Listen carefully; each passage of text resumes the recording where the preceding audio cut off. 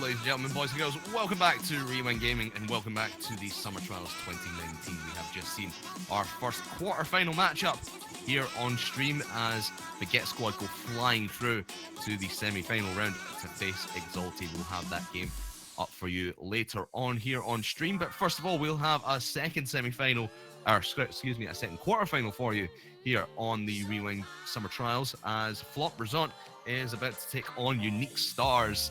We'll get that. We'll talk about this in a little bit, but just to tell you, the one game we had off stream today, Total Shadon versus Notorious Legion.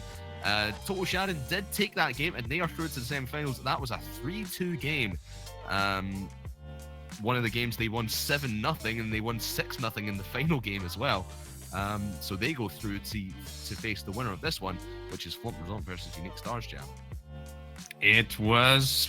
Well, it was a 3-2, so it still went to 5 games. But those 2 total dominations just shows how much Total Shadon can snowball after some good plays. I would imagine Notorious Legions are really trying to push their luck, trying to get into the attack, and we're constantly being caught out by Total Shadon.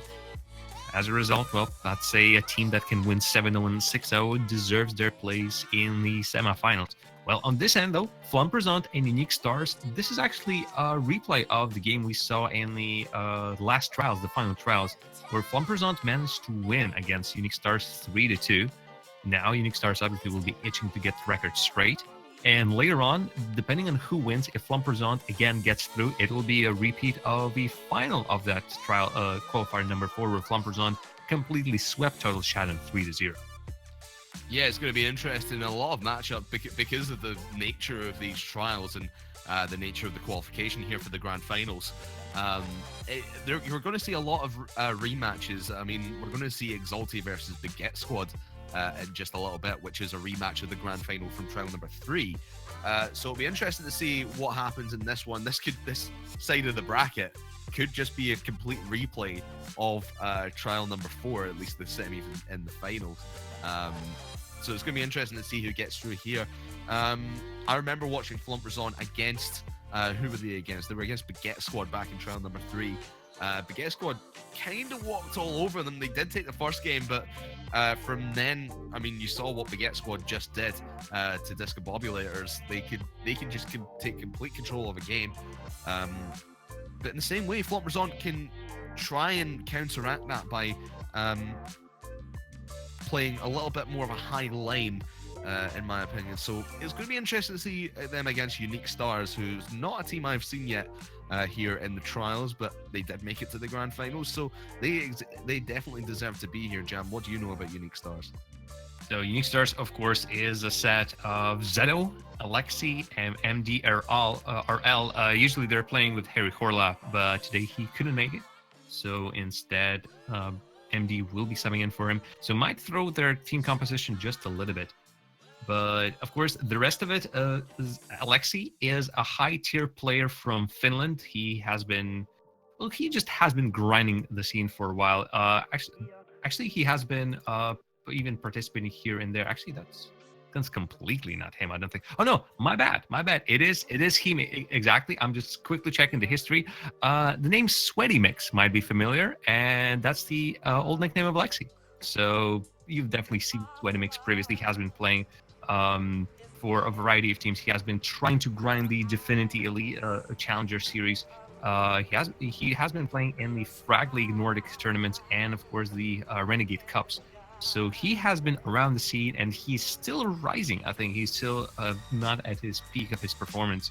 So here, just like the rest of the teams who are in the trials, partly to try and get ready for the qualifiers for Alor RS, they're trying to prove that they are ready to be challenging the top of the top teams in the year. Well, just before we get into this one, Jam, let's have a prediction from you. Flompersant versus Unique Stars. Who's it going to be? 5 games to decide it all to face off against Total Shad in the semi-finals. Jam, who you got? Despite seeing Zedo and Alexi, or previously Sweaty Mix, play a lot in the last couple of years, I think that the Tho, Noli, and Godsmilla is too strong of a roster to pick against them. So I'm going to say 3-1 to the side of Flompersant. Yeah, I'm going to have to agree with you on that one. They've been, like you said, just completely grinding out the Elite Series. Of course, former Elite Series player in Godsmilla. But I think they're just going to overwhelm Unique Stars, and this one could be done in 3 games. But I'll give it to them in 4-3-1.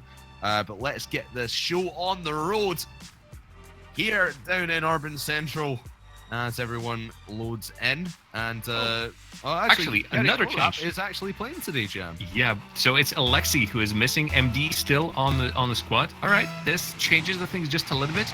Still, I feel like they've lost a great player in Alexi. So as a result, MD might still surprise me. I personally would say that I have not seen MD play that much. So it's just be another just reveal of a fresh player that just wasn't on my radar previously, but can do a variety of things. Right now, he's trying to go for a ceiling shot. Yeah, it's going to be interesting to see Kerry play. I've not seen him play in a good couple of years, actually. It's been a while. Trotting the old dog out here on the Summer Trials Finals. And of course, the new blood of Tho, Godsmilla, and Noli looking to teach some old dogs some new tricks.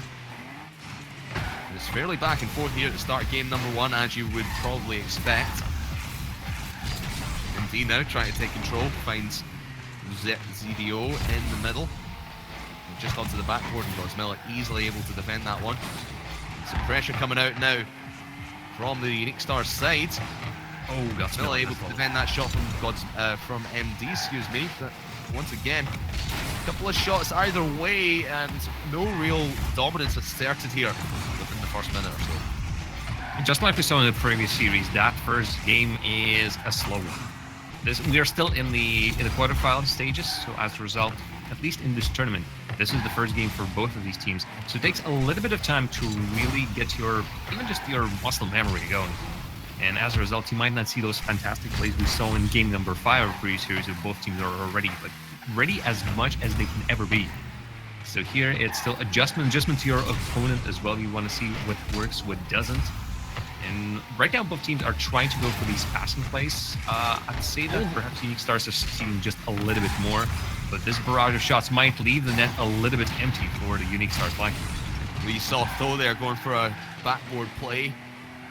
Wasn't able to make that one touchdown, but now he goes for the air dribble from the side wall, looking for a teammate in the middle as it's going to get defended. Here comes Godsmilla up on the backboard. It's going to get dropped by ZDO. And now a lot of pressure coming out from Flompersant. Like you said, they got warm now. They know their opponents, and they know they can pressure quite a bit now. As here comes Noli, shot onto net, gonna get picked up by Kerry. But once again, defense holds strong here. And 2.5 minutes gone, 2.5 to go. Not much space for anyone to work with, especially the Unique Stars. As Flompersant try to put as much pressure onto net as possible. Is that one in? Oh, it's just going wide. But that could have been a very, very different tale if that one went in from Kerry.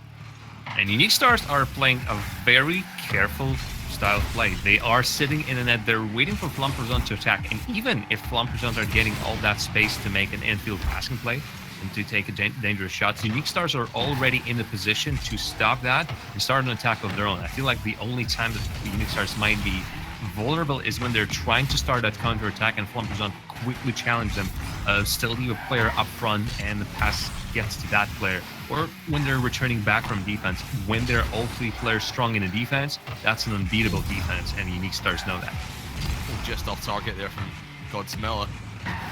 Though not able to get to it in time, we'll still keep it at 0-0 scoreline here with just under 90 seconds to play. We'll try to make something happen downfield, and just every play that goes forward from either team is getting either well defended at the back of the net or it's getting stopped in the midfield. And just seems like Flompersant is trying to take a little bit more control from this midfield position. Here comes Noli. We know he's very capable of some incredible dribbles. He's going to get sniffed out that time by the defense. ZDO upfield looking for Kerry. He'll rotate out, lets the rest of his team come in. The slow play now by Godsmilla. Try to flick it over the head of Kerry Rolap. But he was up anticipating that one, very well read. With less than a minute to go, still no score on the board. Looking very likely we're going to see a 0-0 overtime here, Joe. After the Austin viewers have seen those 4-0 games, 3-0 games, having a 0-0, which might be even a 0-0 overtime, is quite a brisk change of pace in a cold shower. But it's two teams that are not willing to go all out, because when you go all out, something like this happens. There's MD get himself an opportunity. He has been making the most amount of shots in this game so far, and this is what I was talking about. They wait for the Flompersant to make a move, but since all the players on the defense attacks are not as fast that you need to really sweat yourself in the rotations, they just wait for the good clear, and that was the best clear you can get straight on target. Absolutely, and with an open net to shoot upon. Not really much you can say more about that one from MD. Here comes a 0-second play potentially for Flompersant. Up it goes by Tho Noli onto the backboard. Tho will follow this one up. Try to find Godsmilla in the middle, but he's just out of position. That one's going to go to the side and probably touch down now. Those two are trying to keep this one going, but he doesn't have a lot of boosts to challenge. And Unique Stars, my oh my, they really steal that game away from Flompersant, as Flompersant was attacking a lot more often than Unique Stars. Didn't have a lot of shots to show for it, but Unique Stars were really comfortable just mainly sitting back and defending and playing from behind. Whereas Flompersant, that goal that MD had, Flompersant handed it off. I think it was Godsmilla handed the ball off to Tho, and he tried for an aerial play. They were anticipating it going in, which meant Noli was playing further upfield than he really should have been, and it was just that banging clear from MD, and that was the turning point for Flompersant. It's just they were being so aggressive and being so overcommitted that they weren't expecting that long clear. So here in game number 2, that's what I'm expecting them to do, is sort of play a little bit more conservatively and look out for those big long clears from the side of MD. As I said, I feel like when the Unique Stars are playing that style of defense, it's almost impossible to break it through. So for Flompersant, it would be a reasonable assumption to get Unique Stars attacking, almost give them an opportunity to bring the ball in your own half or just the midfield, sort of lure those defenders out far away enough you can start an attack of their own. Because with 3 players in the nets and with the way how slow I think that Flompersant still was playing, it's impossible to outplay a defense that has so dig in so hard. Noli here at the start of game number 2. They had that last game taken away from them out of the palm of their hands. Now they're trying to make something happen. That's a big clear. And it comes off the car of Noli. Gives Unique Stars an opportunity to make something drop here within the first minute. Is well defended once again by Godsmiller, but Kerry's there. Oh, he gets it turned around. The pass in from ZDO, and Kerry secures the goal. They kept on. That was THO going for a boost. He didn't expect the ball to return to the front of the net that quickly. And as a result, just nobody was there. Noli stuck underneath the ball. Maybe Noli would have had an opportunity, but I feel like he was too far away on the flank, and then in the end, he got bumped out of the play completely. Ampersand just couldn't figure out who exactly is going to be in which position. Their rotation opened up such a great opportunity. And Gutzabella had an open net to shoot upon there, but he just puts it low. Can't shoot straight onto target. Allows Unique Stars now to continue their offense, but now Noli will leave that for a moment, looking off the backboard. He's just going to drop down off the curve of the ceiling. Now Godsmiller try to follow up, but once again it's a soft touch, and it's going to be trying got off the backboard by Noli. But my oh my, Godsmiller, his shots have not been really too threatening, and the Unique Stars defense has been able to deal with it fairly easily. I'm still looking for that marvelous kind of the play that I've been expecting from Flumperzon. Something that, like Noli and Monkey Moon's passing as they were playing with Xena Moon was some of the best Rocket League I've seen from a bubble team. So is it the fact that the Monkey Moon is no longer there? I know that Noli can do that. I mean, know the quality in BHO is there as well. His time in MCON Esports really proved how strong that team was, how well those Dutch players played together, including some of those passing plays. Just, I don't see it right now. They've tried to do something, but it's just not threatening. It's like those toothless attacks are not amounting to anything. I know it could be worse. I know they're still a very talented team, and they're not giving the game away. But they're not getting anything in the attack, and Unique Stars, they finally Unique Stars just get out of their shell and say, "Hurt, just like, nothing's happening. You are unable to string a series of passes. Guess we're just gonna go play that ball with a classic play off the backboard. You're not even on the backboard. All right, we'll take it." Yeah, pretty much all three players clumped in net, and like you said, no backboard defense for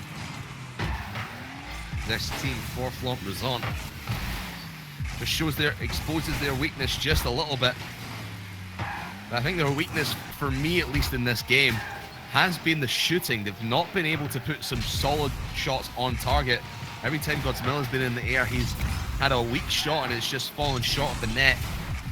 It's allowed Unique Stars to just play their own style of defense and really collect these not great balls. Here comes Kerry off the backboard once again. Though actually defends it this time as ZDO was looking for a drop down from the backboard. Once again, Kerry looking for that backboard touch because he knows that this Flumperzon side not very confident off the backboard, or at least they're not going for it. And now they're able to take mid control and really start to pressure Flumperzon a lot more often. They need that pressure, but the pressure is needed from Flumperzon, really. Unique Stars have oodles and oodles of it. They are just not allowing Flumperzon to start off anything. Lack of powerful players is also hurting Flump in a way that just the ball is stuck in their half for such a long time. And the touches that they're making, they're just not having enough power and having the right position to really clear it off. And even when they're getting on the attack, look how quickly that attack breaks down. Sort of is there keeping the ball in. Is that a pass? That actually works out. That just fell off the car of Godsmiller and amounts to nothing. That's about 20 seconds of the time in this game wasted.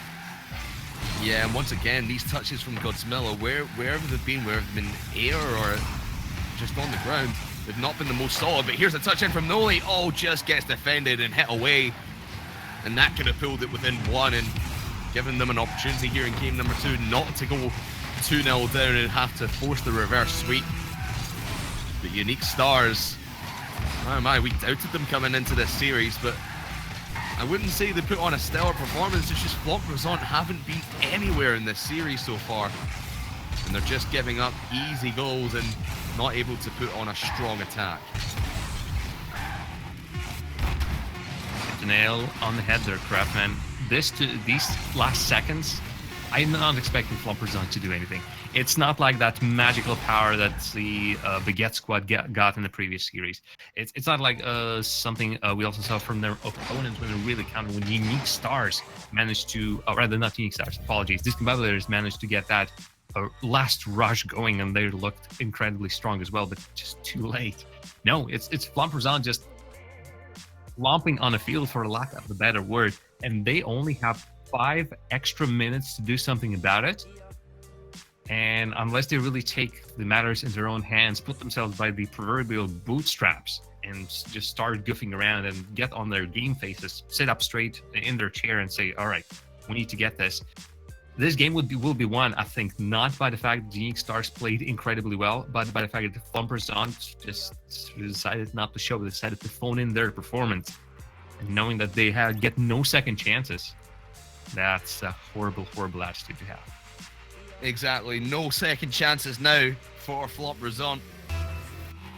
One of the star teams coming into this Summer Trials Grand Final. They've just not been able to show their efforts, what they've done in the qualifiers to get to this point. It's just not been working out for them as Noli tries to touch it down from the backboard here at the start of game number 3.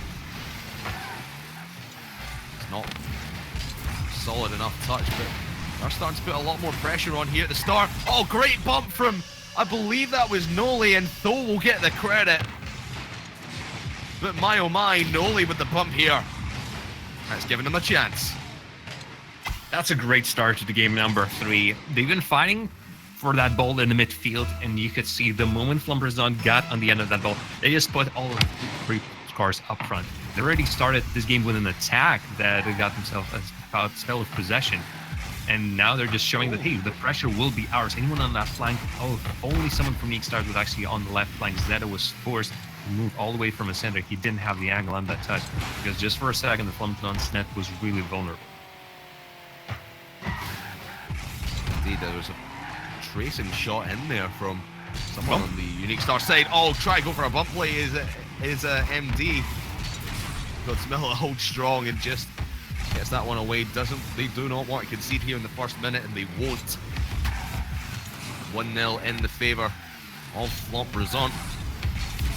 Now Zero looking for that flick up. Will find Gary. And here comes MD over the top. Not going to find the net this time. But they keep the pressure going. They go back onto the backboard where Flamboyant haven't been the strongest in their defence. Now Godsmilla has to get there with no boost. He will do that indeed.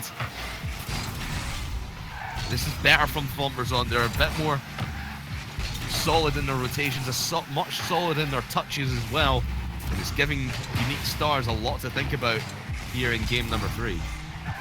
And the fact that Noli's just managed to keep the ball in front of the net forced Unique Stars to make some extra jumps, the plays that they were not even ready for. Then allows Flamboyant to just put even more pressure, or if that doesn't come to anything, to just fall back, and since they are the team with the most space on the field right now, they will get the most boost and will be much more prepared for the next attack. Unique Stars, well, they have a pretty big mountain to climb now that Flamboyant got that 1 goal, and sure as heck they will be fighting tooth and nail to not allow Unique Stars to score on them and tie this game. Exactly, Noli now. Try to make something happen from the left-hand side wall.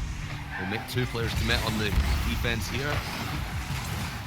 Nothing done as the pressure still there. On towards net. Herika has to hit that one away. But it's into the hands of Tho, and we know what he can do in the air when he's on point.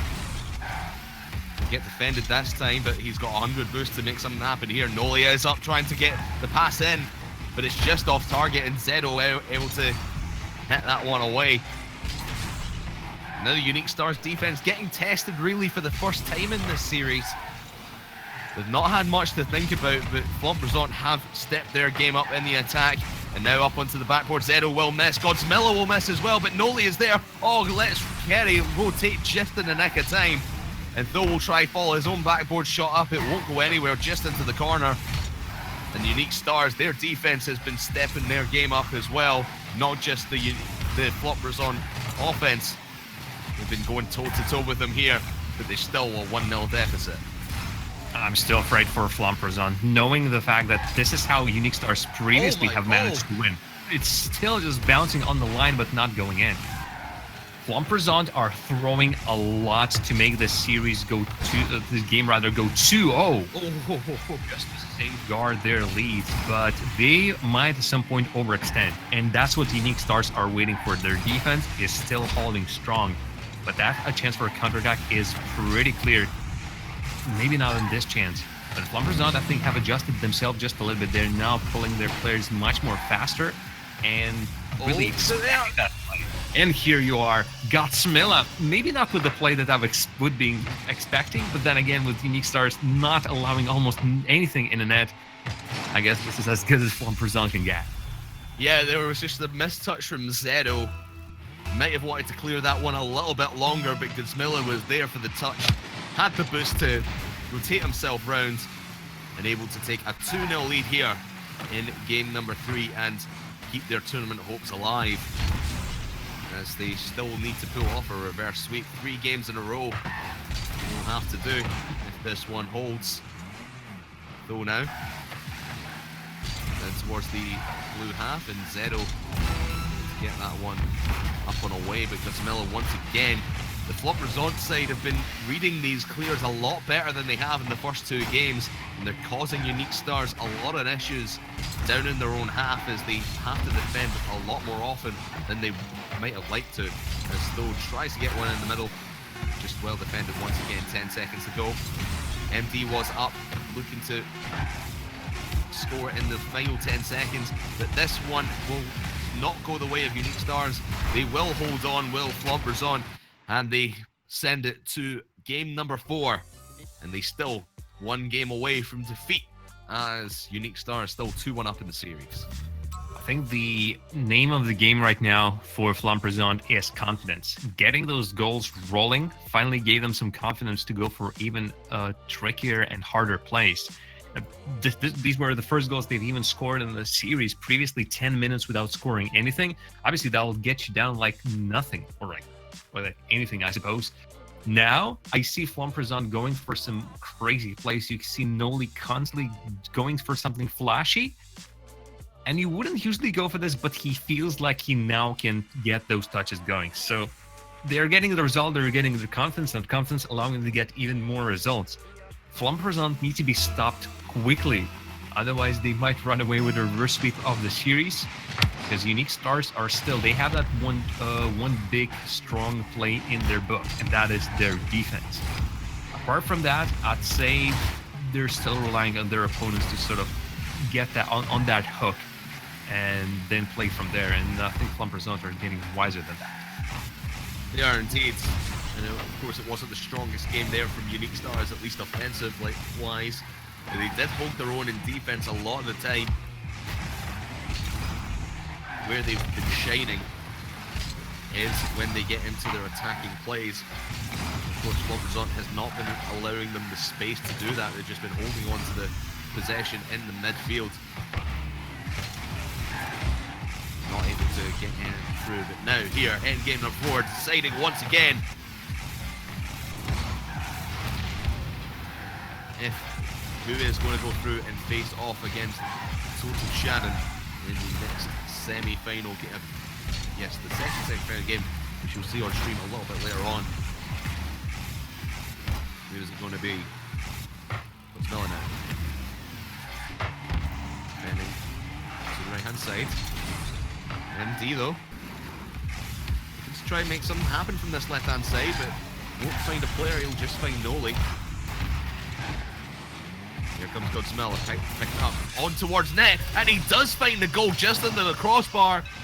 The defending player couldn't get there in the nick of time, and that is going to be the lead for Flamperzon here in game 4. Harry Horlap and Zeta were trying to move the ball around. They were keeping it away from the opponent, but also they're keeping it away from themselves. And as a result, making those touches, Flamperzon would have a player on that flank. There's no question about it. So all these touches just resulted in Unique Stars moving the ball closer to their opposition, and then after taking themselves out of the play, those touches just sent the ball flying way away from the net. Flamperzon used that chance perfectly. Zero was trying to cause a distraction in the orange half of the field. Flopperzon taking the bait though. Here comes Stoll trying to bump MD out of the way. That could have been an insane play if that was able to get pulled off, but the shots just keep coming from Godsmilla. He has tightened up his touches. They weren't great in the first couple of games, but they've been fantastic here in games 3 and 4. And that's going to be a bouncing shot towards the net. Oh, Gary just gets it away. But that's not what you want to see from Unique Stars, just being a little bit lackadaisical in the blue defense. Oh, but speaking of lackadaisical, where was the defense here for Flopperzon? MD just getting a free goal essentially. And you can see Zeto outplays 2 players on the flank, and then Unique Stars overwhelmed Flopperzon in the defense. That last play, 50-50. I'd say that's 100-0. Unique Stars just didn't even mind the player going for them. Yep, Unique Stars are still strong when it comes to just going out of the attack and getting a counter-attack going. Flopperzon got a good series of shots. They got Unique Stars in a very vulnerable position with all 3 players on the line, immobile, not being able to really quickly move. And yet still they couldn't break that play from that position, forced to fall back. They're playing a little bit more conservatively now, just like the Wish Craftman. It's just, in the end, really completely backfired up. Yeah, maybe just showing Flopperzon get a little bit too big for their boots. And like you said, Jam overextending a little bit on that last play, on the last goal rather.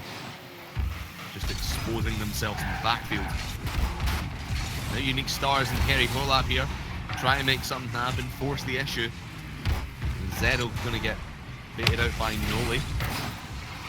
Once again, into the blue half. There's an open net, and it's going to give Flopperzon a lot of space to work with here. Godsmilla, Tho actually goes for the shot, and it's followed up by Noli, and they take the lead again, 2-1. Finally, a setup like that works. There's a miss, and that's a double commit in the net. You can see Zeto flying in through. Can't blame him in that situation. Even if you see your teammate approaching, your first instinct is gonna go and make that save. But since the ball didn't fly that far away from the Flopperzon players, the follow-up was way too quick to follow, and Unique Stars just couldn't react quickly to that. Let's see if Unique Stars can pull something out of the bag here within coming up for 60 seconds left on the clock here. Remember, if they win this game, they go straight through to the semi-finals. Oh, great defense though by Godsmilla as the shot came in from MD. Looking to make a 2-goal lead now is the Flopperzon side. Noli up in the air, try to get it off the crossbar, he will, but it doesn't fall into the net.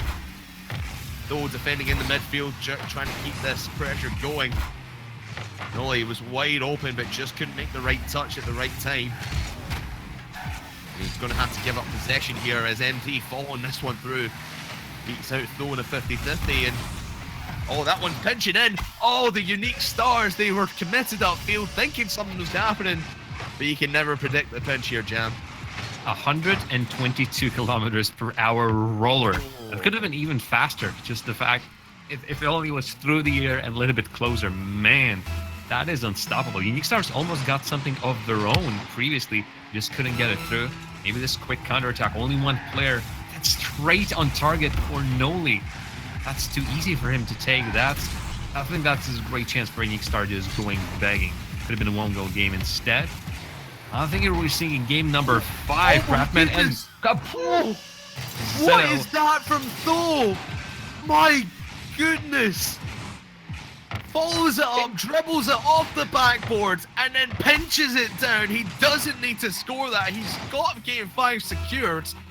But my oh my, Tho has come to life here in game number 4. And Flopperzon have a chance now. We counted them down and out at the end of game 2, thinking that's it, they're not going to win anymore. But they have given themselves a shot here, Jam, and Flopperzon force game number 5. Well, folks, you know that was a good goal when Craftman goes full Scottish, and that was it. That was a full Scottish goal. And really, I mean, I'm in jest, but wow, that was an effort worthy of highlight plays of an RLRS, may even RLCS level. to be able to control your car decimal, that's you sometimes say 0-degree angles, 0-degree angles. That was as close to a 0-degree angle as it could have been. Yes, Unique Stars missed 2 saves in there, but it was a tough situation. With the ball constantly bouncing between the crossbar and the post, you need to make a perfect read, and sometimes you just don't know how it goes. But it just shows you that Flommersant have just taken a while to get into this series, but once they're in, they are in for a penny, in for a pound here, Jam. And Flommersant have a chance to pull off the reverse sweep against Unique Stars here at their quarter-final matchup of the Rewind Summer Trials. Let's get some hype going in chat. Who are you supporting here in game number 5? Will Flommersant do it and pull off the reverse sweep, or will Unique Stars hold true and get their competition back on track? It's going to be Kerry Corlap with the first opportunity here. He's out of boost, but Noli able to defend that one. Zero keeping the pressure in this side of the field on the Flommersant half. Although had to doink that one away. MD was there to follow up. But now Flommersant looking to try and push the issue and push into the Unique Stars half. They've not been able to do that here in the first 30 seconds, as a lot of pressure has came out from Unique Stars, and it shows you how hungry they are to try and get anything going here in game number 5, as they've been decimated in the last couple of games. For a second, that was almost too much pressure. They put all 3 players in the same corner, and they were still not getting the ball through. All it took by Flommersant would be one good clear, sending the ball out of the reach of Unique Stars, because they were just, nobody was in a position to do anything about it.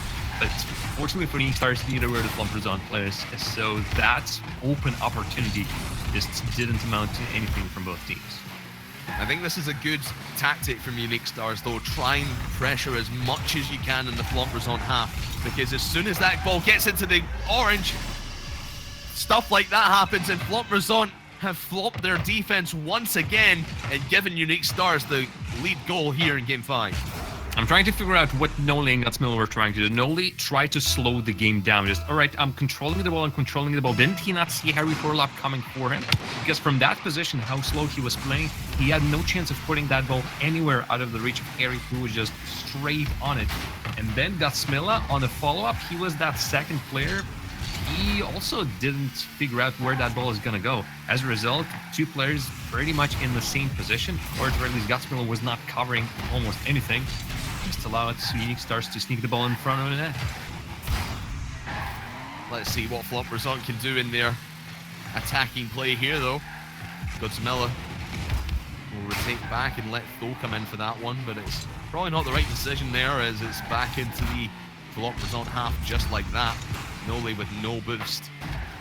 Keeps it going, actually, and Godsmiller is going to be the one to send it down. Gary Golap just able to defend that by Tho, not able to get it over his car. Noli got full boost now. We'll try and go for something off the wall here. Going to get beat out by Zero on the 50-50. And Godsmiller in the air. He's looking a lot more solid now, and that's an open net if I've ever seen one, but Tho can't make it drop. It just goes off the crossbar, and that was a unique opportunity for Flommersant to at least tie this game up. It's come and gone, and now Noli, oh, what a flick over! It might have been a missed chance from Tho, but Noli makes up for it. What a flick! MD decided not to go for that touch, and I think he guessed wrong. The moment you give the ball to Noli with so much space, that small dribble, it's all that he needs to do. Look at that. We just barely see it on replay, but I think it was a wrong decision in that situation. MD decided to play it safe. Instead, he got the goal in his own. Well, it ties it up just with about 2 minutes remaining here in this game number 5 in this series.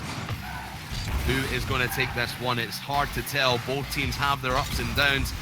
And that's a passing play just gone awry there for Unique Stars. Gary Orlap was in the middle, but just not able to find him, was the passing player. MD now doesn't make a touch. Going to let Kerry come in. Tho trying to clear this one away, but great attacking play, great commitment by MD. Has to force a player to save that one out. And now it looks like Unique Stars are going to try and control this one from the midfield, but not if Noli and Godsmiller and even Tho have anything to say about it. 1 minute 20 remaining. And this is still anyone's game. In the middle it goes from Godsmilla. Tho is there up and ready, but none of his teammates are there to help him. He's going to have to do this one on his own and let his team come in. But they do the smart thing and hold back before any long clear comes in and any overcommitment happens.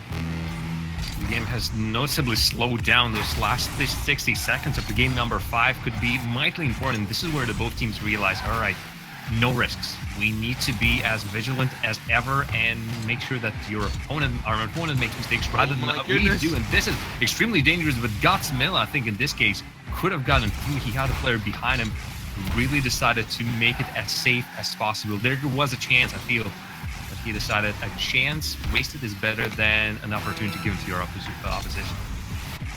30 seconds remaining here in this game number 5. Will we see overtime, and how long will it last if we even get there? As MD tries to follow up the dribble that Kerry Krolak was trying to make very close to the net. Unique Stars might have the last opportunity here in this game. Zedo shoots on net. Godsmilla's able to save it away. And now Noli try to clear off the backboard. Their backboard defense has improved, but Kerry going for these dribbles. Oh, he will get it in. No! Oh, just off the corner. And it bounces in 0 seconds. Unique Stars prevent the reverse sweep from Flumberzon, and they progress to the semi-finals of the Summer Trials. That was amazing. The fact that Noli couldn't get that ball off, and then Harry was in a perfect position. Harry, throughout that whole play, believed that Noli wouldn't reach it, or at least he read the situation and position of Noli just enough to position himself not where Noli would have gotten the ball if he wouldn't have gotten a touch, but underneath it he would have failed. Usually you predict your opponent's gonna get it, at least, especially at this high level. But Harry guessed where the ball is gonna be. He guessed correctly, and then that perfect dribble, even against 2 defenders of Flumberzon. My goodness. What a way to end this series. Yet another 5-game thriller. And we were wrong. Flumberzon is out despite that amazing comeback. Just not to be against Unique Stars, who in the end get this game going right until very end. I'll personally apologize. We underestimated Unique Stars coming into this series. Flumberzon put up one hell of a fight, but they do fall right in the last second. My oh my, what an end to an amazing series. That's the only way that could have ended. In my opinion, they did themselves good there, but Unique Stars will move on, and Flumberzon is out of the grand finals of the Summer Trials.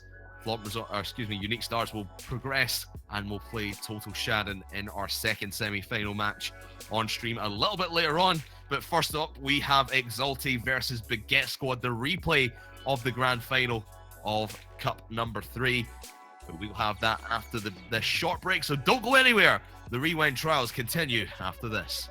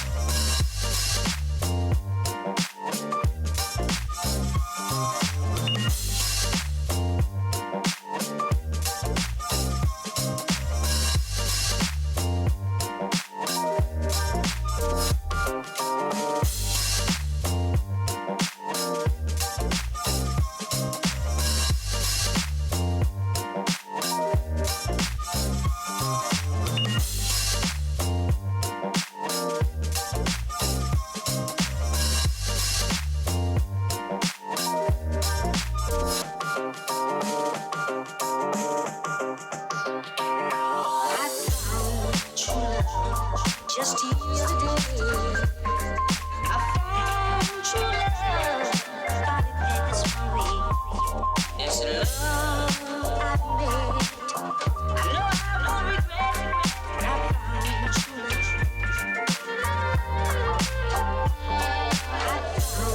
true love. Just yesterday, I found true love, but it passed away. It's love I made. I know I have no regret. I found true love.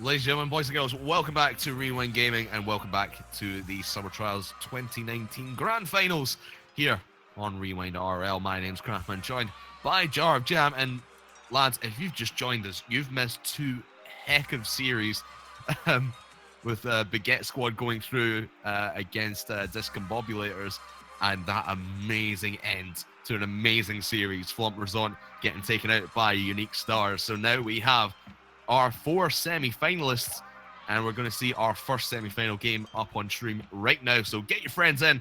This is some exciting Rocket League this afternoon. We're glad you're with us throughout it. But first of all, Jam, we got Baguette Squad versus Exalti here for our first place in the grand final, fighting for that. Best of 5. Take us through these teams, Jam. Well, these are the teams that have already played against each other when they were trying to qualify, to get those qualifying points in the 4 rounds that we ran. And Exalti was the winner of that matchup. Eversox, Carioni, and Zephyr beat the Baguette Squad 3-1. And it wasn't exactly the runaway games. Exalti won 2 games in a row to get the whole series in overtime. So I would say that we might see a repeat of that, a very close game. We haven't even saw the Exalti today just yet. They've been immediately seeded in the semifinal. So for them, this will be the first game of the tournament. But I'm pretty sure that, again, in the background, they've been preparing all the time. Eversax, Carioni, and Zephyr. Zephyr has replaced D7 as he has left the squad of Exalti. And the Zephyr obviously is most well known for his stint at Servette Geneva Esports. He has been really protoning big in the Swiss scene, getting out in TCS Esports League. And as a result, really, I do believe they are, right now, they are the reigning champions, if my memory serves them right. Yep, indeed, they've won actually both seasons in a row. Man, I really should be catching up on my TCS Esports League. So he is one of the best players of the Swiss region. So as a sub, or as a new player for that team, I'd say Eversax and Carioni we were pretty happy with. Indeed, and of course Exalti coming in as our top seed here in the grand finals of the trials. They won 2 of the 4 trials. They won trial number 2 and trial number 3, and of course this is actually a rematch of the final of trial number 3 against Baguette Squad, who of course we saw earlier. They've been their play style is much different to a few other teams, but they do like to aggress and then kind of sit back a little bit as well. But I remember watching this game, Exalti versus Baguette, back in trial number 3. It was very, very close. Exalti did win it 3-1, but all those games were 1-goal games. I can't remember if any went to overtime, but they were all within 1 game. So this is sure to be an exciting series, as one of these teams will progress to the grand finals. Jam, as the teams load in, just a quick prediction and a quick score, please. Oh man, it's tough with these two teams. It's incredibly tough. After what I've seen from Baguette, they showed up in that series. By the end, they just created so many opportunities. Some of them were almost impossible to imagine. Oh, I'm gonna first of all, I'm gonna say another 5 games. We are still in the best of 5 territory, but give me 1 game, Craftman. How about that? This is just too tough to predict. Give me 1 game. For a quick prediction, that took quite a long time. It took at least 20 seconds as we're... It's that hard. I know, it's a very difficult game to call. But of course, we'll just let it play out here on the field. 30 seconds in. No real team taking complete control at the moment.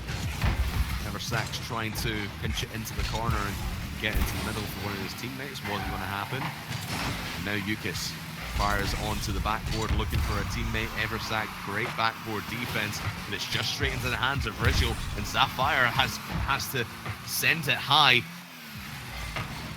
As Yukis try and keep this pressure on, and now Baguette's looking to pepper this net with as many shots as they possibly can.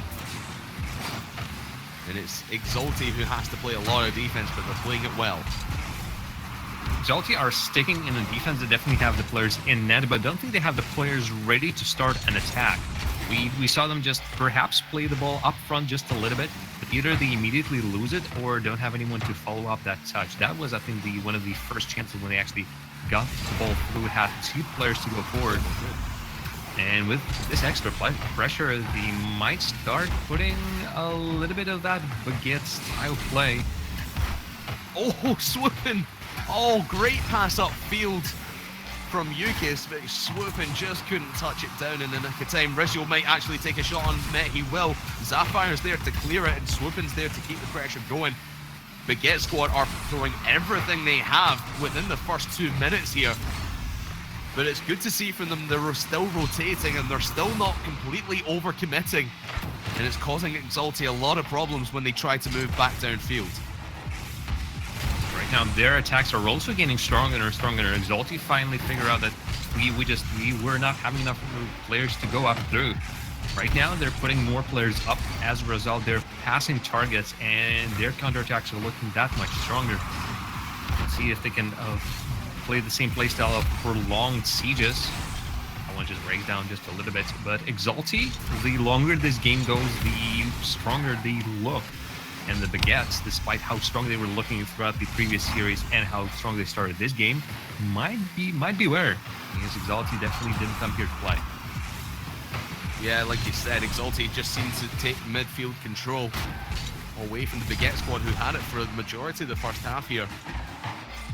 And now they give up some space, retreat back into the defense, trying to reset themselves before potentially going for an attacking play. Now Eversack's trying to clear it away. Rigel is there to pick it up.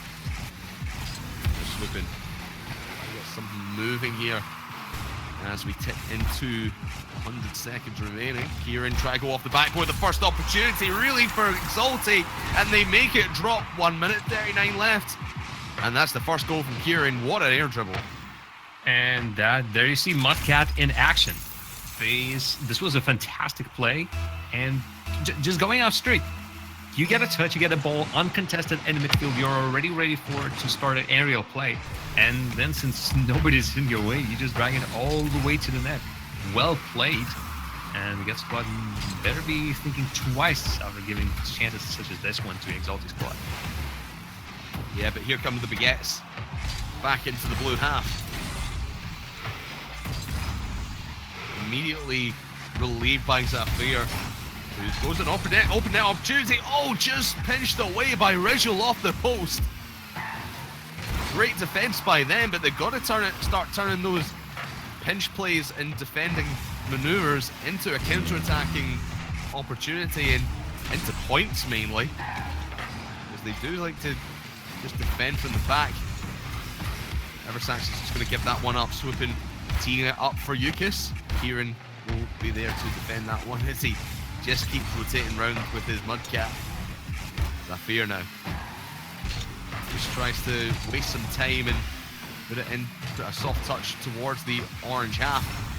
Rizzo couldn't drop down from the ceiling to at least try and get a pinch there. They'll try again from the midfield, and Eversax keeping this one going, keeping possession here with 20 seconds remaining. It has been still a very uneventful game. But besides that one goal, we didn't really see much from both of the teams. Baguette got their shots going, but the results just were not getting through. It was Exalty with impeccable defense. Every single shot by Baguette answered. And as a result, we see a 1-0 start, but I don't expect this series to go as slow. We already saw what Baguette squad is capable of when they're really on their best style. We saw how easy even these passing plays are coming for them. So the moment they finally get into the swing of things, I'd say Exalty is going to beware. But this also, for me at least, you saw Exalty play previously. For me, it'll be just interesting to see their playstyle. What is their really the main modus operandi? Yeah, it's going to be interesting to watch, and they're really similar playstyles where they try and defend midfield and take control there. And it's been really back and forth between these two teams. So it's going to be interesting as this series goes on, who's going to have that control throughout. At the moment, for me at least, it seems like Baguette squad, despite losing that first game, they do take control of the midfield a lot more often than Exalty have. Of course, Exalty have just found the opportunities a little bit better, and their defense has been staunch back low half the field. But in the game one, game number two could change things as Rizzo goes for the backboard play, trying to touch it down. Swoopin is there. Oh, he gets the bump as well, and Swoopin is able to get it in the 1-0 and 30 seconds in. Good start for the Baguettes. Oh, two bumps. First, Yukis was chasing one of the Exalty's goalies in the net, and then, of course, at the final, going and clearing Zafir off the line because the angle that the Swoopin was taking was hard by its own. And with the goalie in the net, Zafir might have actually gotten to the end of that, but he wasn't there anymore to make that save. Exalty's come to that extra pressure. It's a physical place, and Baguette might as well use that because Exalty, with their similar playstyles and similar levels of skill, they will need as much as they can against this player. Well, an early goal will give them some confidence after that first game, because they did have a few opportunities back in game number one, but no points to show for it. Now in game two, they take the lead early. Now the pressure is on Exalty. Oh, great flip reset from Rizzo. Gets it over one, but doesn't beat the second man. But it's at least giving them a lot of territory, and Yukis will find the goal from the side, but that's all down to Rizzo's set-up play. About 50-50. Really put the ball in no man's land. Nobody is going for it, so Yukis decided, I'm just going to grab it. It's mine. It's looking like it's mine to take. Yukis Kieran on the ground. Nobody is really challenging it. As a result, again, don't give such free opportunities. Exalty now definitely know that, man, by no chance. More hunting in the net. You can see Rizzo and the rest of the Baguette players are constantly coming into the net on their rotation, trying to get that extra player of Exalty out, so Baguette themselves can get a shot on target. And with these 50-50s continuing to come on through, look how that 150-50 changes the whole play. All of a sudden, it's not just, all right, Exalty clearing. Oh, Rizzo! Oh my goodness! Oh, he's done it again!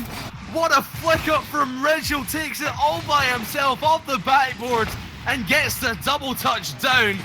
Helped out by one of his teammates by taking out the keeper, but my oh my, Rizzo, he is popping off, Jam.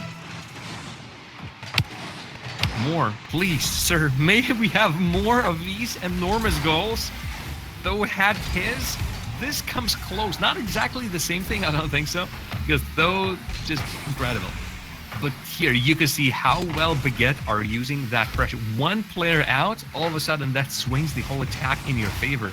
And as they continue to remove goalies, that just pays dividends for them immediately. You have such an open net, and the rotation just breaks down. Exalty can't do anything about it. The moment they start dodging them, man, that also plays in Baguette's hands. What a play! What Unbelievable from Rizzo. Oh, and he's done it again. Rizzo is the MVP here in game number 2. What a touch up by Yukis, but even better from Rizzo. Identifies the open net and able to swing his car around. And that is going to be a 4-0 lead for the Baguettes. But my oh my, Rizzo, he is doing all the legwork here for the Baguettes. This is getting better and better.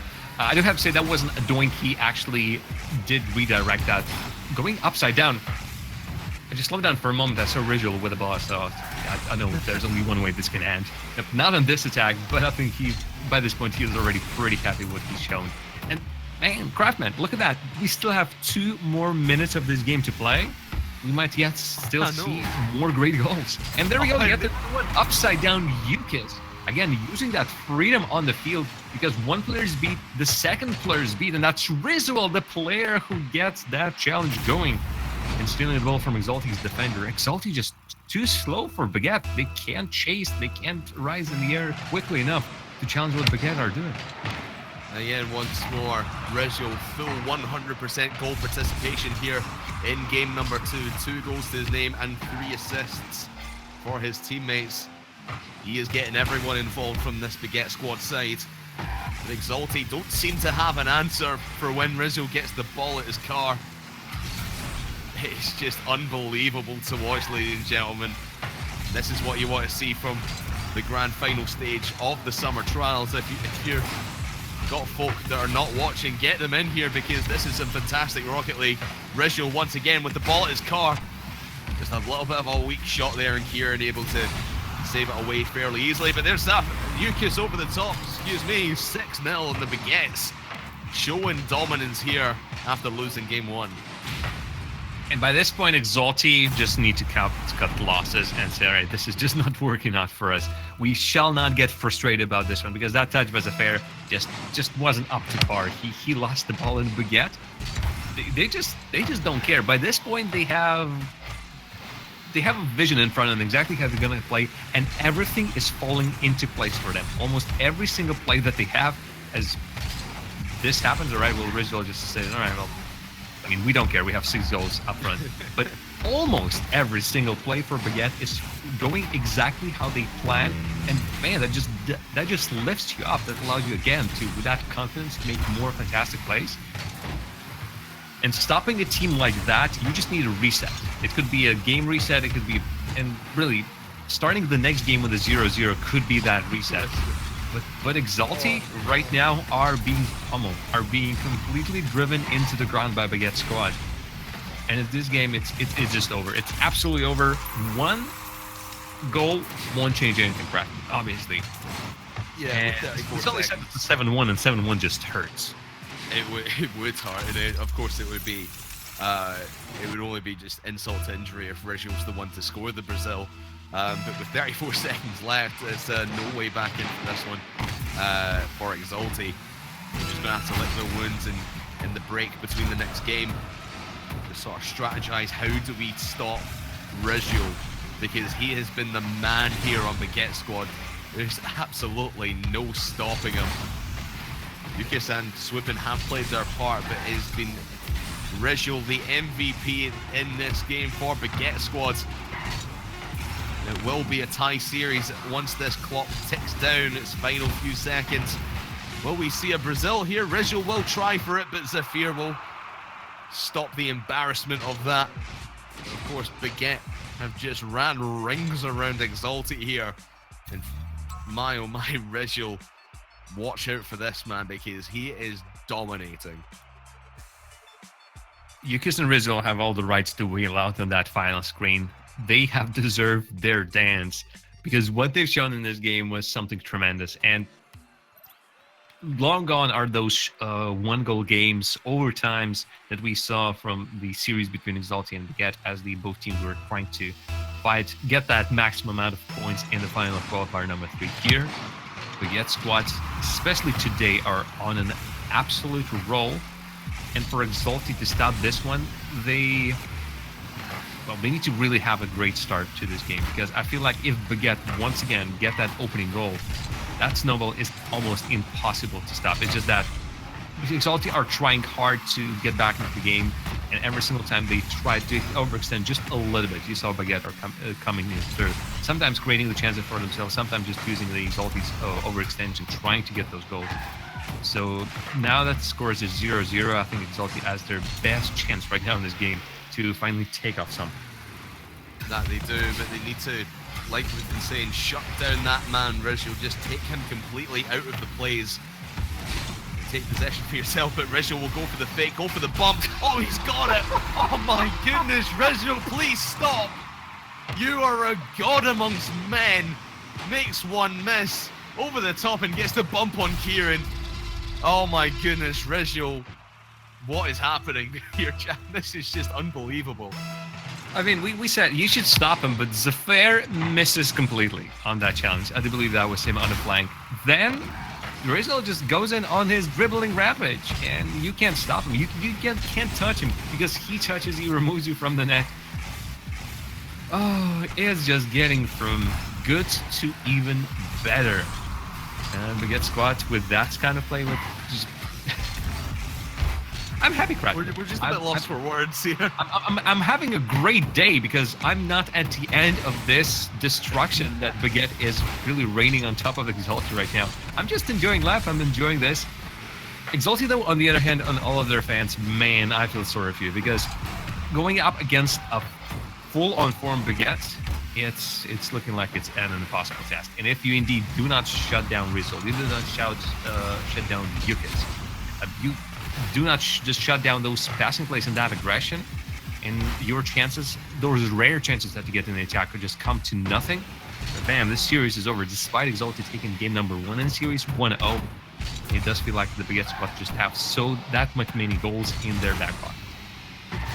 And it just, we say it goes from good to better for Baguette squad. It's just going from bad to worse for Exalti, because they just have absolutely no answer for this onslaught that's been brought by Rizzo and the entirety of Baguette squad.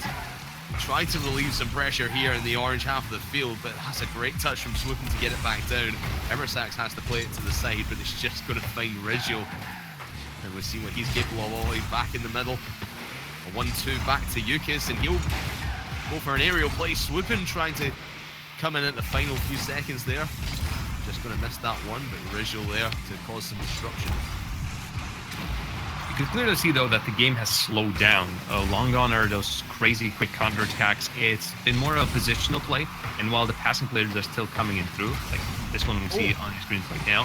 Oh, good. Oh, jeez, that was a brilliant opportunity for Exalti, but just crossbar down, and no one able to touch it before Yukis can get the clear. That was Exalti's chance to tie this one up and at least put a little bit of pressure on the Baguette squad. They don't follow it up and they don't commit. Might have been the right option, might have been the right call, because it could have been 2-0 very easily if they overcommitted. But it is going to still be a 1-0 deficit for Exalti. They still trying to find an answer to this Rizzo offense. And how? Stealing again. Just out of nowhere.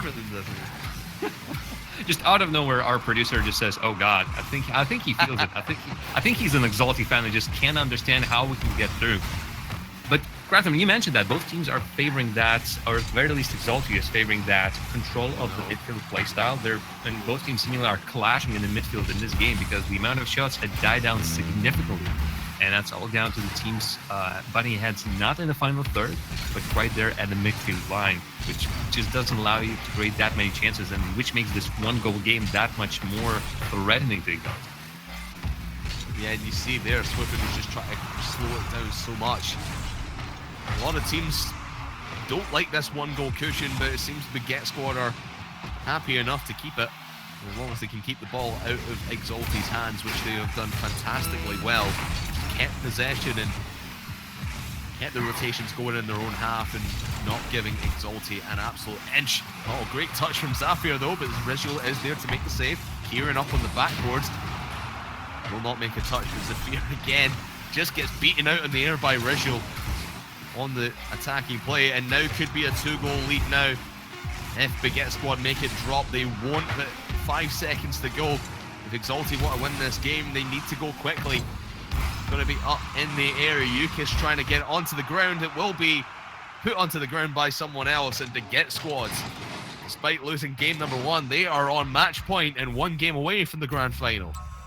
It still feels to me the biggest difference of the player right now, and it was showing really well in game number 1, or rather that was game number 2. Game number 1 almost didn't happen. That was a slow affair, Exalti just barely sneaking one through. But the game number 2, where Baguette just ran circles around their opponents, Exalti, you could see there how much faster Baguette were going to the challenges, just going to the ball in the air or on the ground. And I feel like we saw the same thing in this series. While the scoreline is different, you could still see Baguette, even at the very end, they got to the ball faster to bump it down on the ground. They were faster when the play came to just keep Exalti from making any challenges. I'm not sure why, but Exalti, despite I know that they have the quality, I know that their level of play is really as high as it gets for a team of their caliber.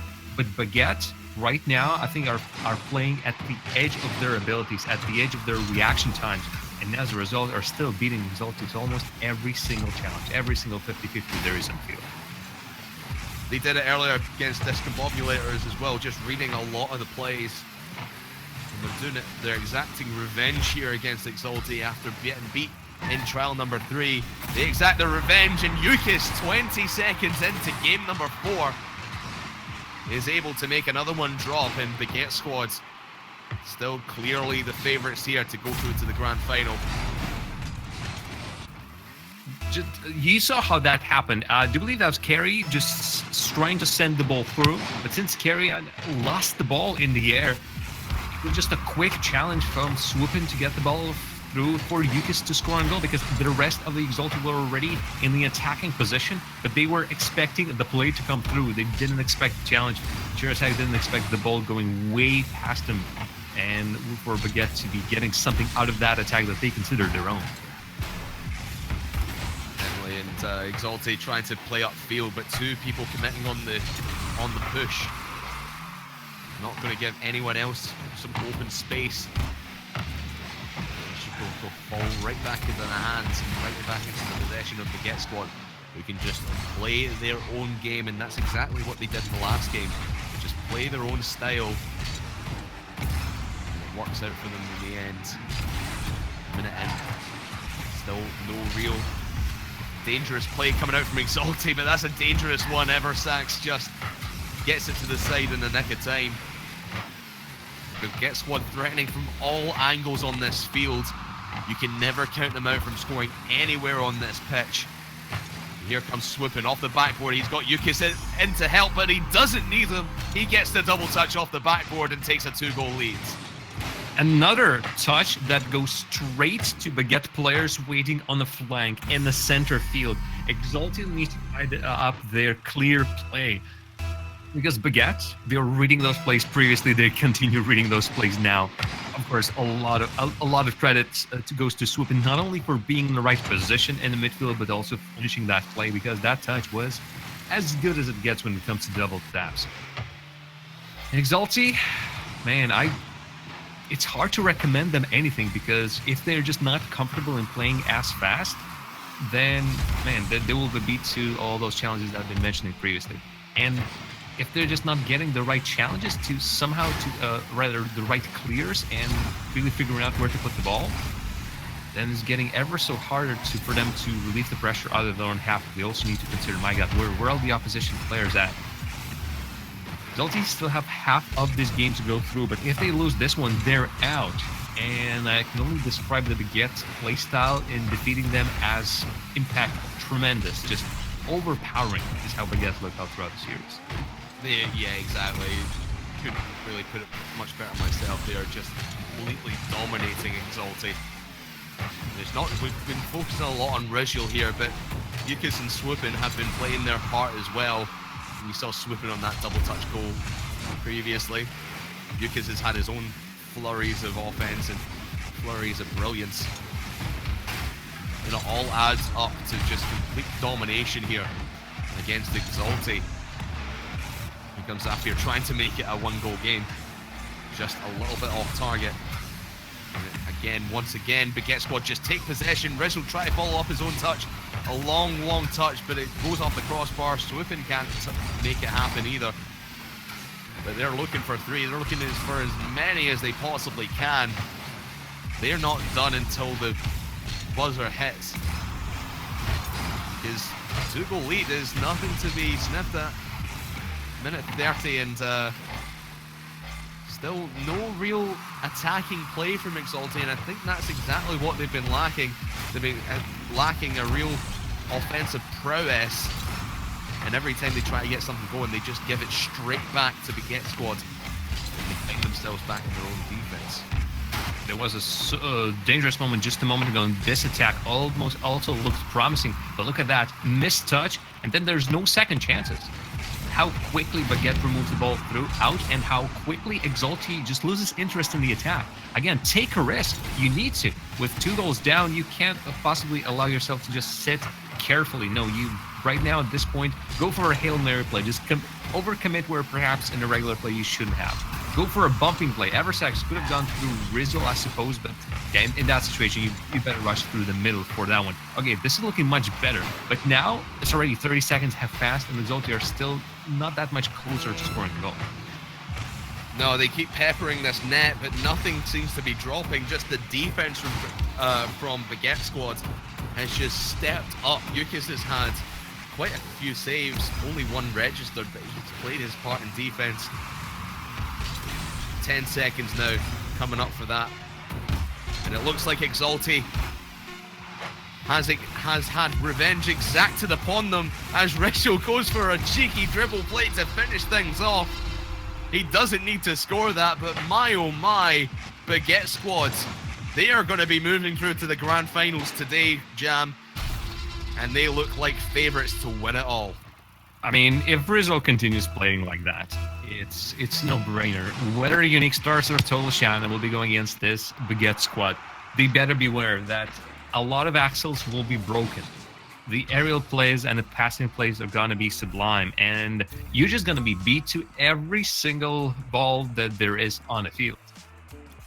I can only hope that the Baguette Squad have enough energy to just continue playing like that throughout the whole tournament, because they still have the finals to go through. But what we saw today from them, and how lacking Exalti really were looking at this Baguette Squad, it's something else. I'm surprised in some ways that the Discombobulators actually took Baguette Squad to game number 5. I can only put it down to the fact that the Baguette were not at their peak throughout the whole of the series. Only by the end they managed to get it down through. Yeah, they really weren't back against Discombobulators, but it was a great series nonetheless. But the popping off of Rizal in this series against Exalti, he is going to be one that either Unique Stars or Total Shannon is going to have to shut down in the grand final, because if you let Rizal have any space whatsoever, he is just going to take full advantage of that and come up with some brilliant plays, as we just saw against Exalti. But congratulations to Baguette Squad. They are through to the grand finals of the Summer Trials 2019. Who is going to be facing them? Is it going to be Unique Stars, or is it going to be Total Shannon? We will find out very, very soon. But that's actually going to be it from myself and Jam. We will be handing over to Digital Bacon and Danny Boy after this short break. Jam, any closing thoughts as we change casters? Wow. I'd say they are in for a good one. Obviously, we haven't seen Total Shannon on the screens yet, but I'm envious of that final. Having to see Baguette Squad again, I'm just going to be cheering from the stands, because these teams have proven themselves to be really worthy of the Trials champion title. And of course, I think, especially the Baguette Squad, I think they're ready to come back into the RLRS come this season. We will soon find out. But thank you for joining us here in the first half. We will hand you over to Bacon and Danny after this short break, who will take you through the second semi-final and, of course, our grand final. So don't go anywhere. The summer trials will be right back after this break.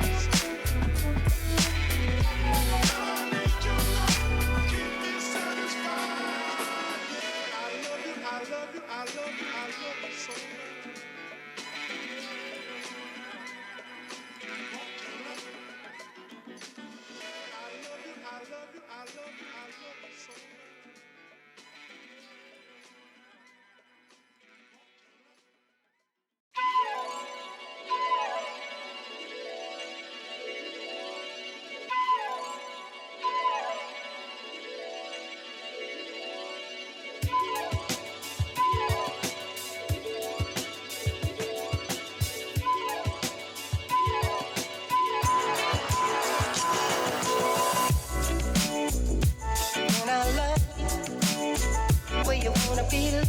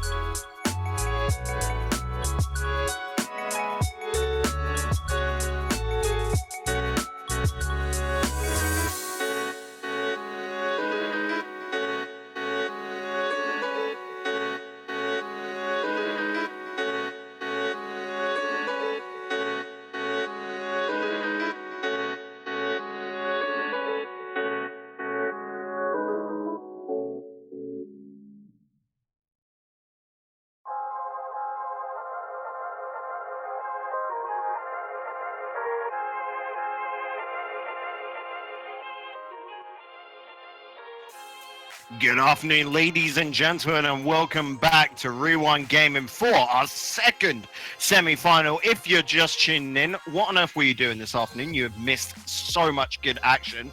But of course, welcome. I am Digital Bacon, joined in commentary booth by Danny Boyd, taken on over from Craftman and Jar Jam, who have done a fantastic job, if I do say so myself, Danny. Oh, they've absolutely did, but you know what? It helps with the gameplay being spectacular as well. 3 games on series, 1 OT being effectively decided, and a buzzer beater goal. And yet we've ended up in the second semi-final with one of the teams stepping in from, of course, a 9th-10 decider with a very interesting sort of lineup. So it's going to be a good one, Bacon. It is definitely looking at. I'm sure the players aren't going to, well, drop the ball right now, really. We're looking at Total Chardon going up against Unique Stars. And Danny, the interesting one here for me is that Unique Stars are playing with their sub MD in the roster. Yet, of course, this is a team that only got into today due to forfeits. We are missing Team MCES and 1BIM 2BAM because they unfortunately have LAN events there and couldn't make it. So, of course, we brought up the next ranked teams. Now, these two sets, blimey. Domain, I'm just going to talk about Total Chardon straight away. Danny, you can take Unique Stars because Domain has been in the scene for ages. I remember playing up against this lad back when he was on Team Enjoy, and the same can be said for Rizek and Coca. Coca, for me, was always that player which in the early days I thought would be the RCS, RORS player, but never seemed to be able to hit the mark. But here, looking today, he's putting on a good case for himself to maybe hit that mark in this upcoming season of the RORS. Oh, you're absolutely right. Coca's, every time I see Toolshine, that's someone I look forward to. But as you said, Unique Stars got a decent lobby full of players and quality. Zedo, long-term player, a lot of experience here with Jerry. MD, see, be interesting enough. He's came around, provided some little upsets here and there. So big, and we could talk and talk as much as we want. But how about we let the players do the talking for us? Yep, let's let them strut their stuff. Done with the talking, let's get with the doing. It will be Unique Stars taking the blue end of the pitch, and that leaves Total Chardon with the orange side. We're just waiting for the players. It seems, yep, they're all in now. Good. The Unique Stars were a little bit slow to get their engines revving, but now I'm sure they're absolutely roaring as we get going. We're back with Park, and that is a nice kickoff Going for Unique Stars, playing right into MD's hands, Coca. Slowing things down. Infield pass will be found by Zedo, but that block coming out from Domain was fan-blooming-tastic. Up in the air, good little infield pass from Rizex. Looks at Coca, this is dangerous, right in front of the net, but no. MD, the Wonder Sub, stepping on in, does save the day. Well, it does seem so, but you can see Rezax, you can see Totenshine trying to dictate a bit of pace, passing the ball into, but unfortunately for them, they just can't get that clinical chance, but with an open net, begging to be scored! And for me, Danny, look at this one, so close to center. Look at Harry Horlap, nearly got the demo in. Look, it was so close, but Coca in that new Fennec is the car every single pro wants to drive at the moment, but you got to unbox it to get it. 4 minutes 22 left, Danny, in this. This is going to be a good one. Oh, it should be absolutely great, but it's like hungry hippos gobbling the ball straight into the net. This was a quick little second. That opened that empty, not fast enough to get back. And Domain, blessed with that ball on a silver platter, is going to put that away. Danny, what on earth do Unique Stars need to do now to quickly turn this back? Because this has got to be scary at 2-0 within the first minute. Well, Did I say 2-0? you nearly did. Cruel, crushing blows are being developed here by Totenshine. We saw earlier they put a 7-0 and 6-0. When they're on fire, Bacon. But right now, Unique Stars calm things down, slow the pace, and then find each other. Bit slow on the engines from the kickoff, but here's a chance and a half. Risky little clues come out there, but they clean it up. Dumain's going to receive that. What a banger! A brilliant goal coming out from Dumain. Oh, nice on the kick with that pass, the shots, just making it look too simple at Unique Stars. Boys in a men's game at the moment, Bacon. It is a little bit worrying here at Beckwith. There is no crowd, which is always a shame. You know, I've already had a go at Danny about picking this map, but you don't need a crowd when you've just got some great Rocket League going on. This is a risky move from Coco. He does get the block, but of course teammates needed to follow through. Rizex, that's a good throw downfield. Second touch coming in, but the post is all that's found. Harry Horlap's got to scramble this to the corner. Ball straight back to the center. Domain going for the second touch. This is just continuous pressure, but a bit of an overcommitment downfield. Zedo with the launches, finding that, and there is the first for Unique Stars. Well, give credit where it's due. Rizex, he's able to pass, unfortunately, to the wrong team. It's Zedo. Placement on point. 2 goals now to deficit against the Unique Stars, but Bacon, oh, I'm getting worried for these lads here. They need a bit more than that. Yeah, that to me looked like a little bit of overconfidence coming out from the Total Shard inside. They'll rein that in now, won't they, Danny? So don't expect that same mistake. We are only halfway into this match, not even there actually yet. We've seen 4 goals. We can see another 4 come out in the rest of this time now. Absolutely, a bit of chance, that little goal, bit of confidence, gets the mentality, resets the players a bit, but we have Total Shine literally living up to their name. Total damage at this point. Let's see if Unique Stars can control it. Hold up there, nearly a beautiful play. Harry Horlap continuing it. Zedo just with a near miss. He was only on a flyby on this mission, Coca. Beaten by MD, and MD is the one I am watching for most in the Unique Stars here, Danny. Like I said, sub coming on in. We all saw the Twitter post where they weren't entirely sure what the roster, because of course they've got Alexi on this side as well, and they are literally just grinding away, and they will pick the top 3 when it comes around to the RLRS qualifiers. So here, they've got a proper showing with MD, who I have not seen yet so far in the trials. Harry Horlap, I'll just be on out the aggressor. Passing that up to Coca though. You can see he wanted to put it high, but unfortunately, well read. Might be well read, Bacon, but you can see Totenshine, they're temping around, but that's dangerous, lacking in the 3rd man position. But nothing here, Totenshine needs to pick up a bit of awareness in the last 1 minute 30 remaining. Harry Horlap, what can he do with this? Gets it past one aggressor, but that follow-up coming in from Zedo was everything. The fakes coming out, but Coca holds strong. Good reception from Dumain. Coca's gone open there in front of him. Can he get it in? No is the answer. Unfortunate for him there.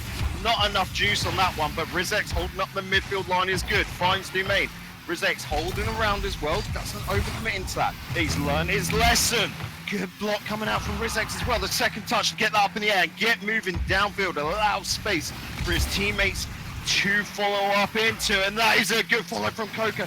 In front of the net is beckoning to be hit on in Rizex with the shot, but it's wide.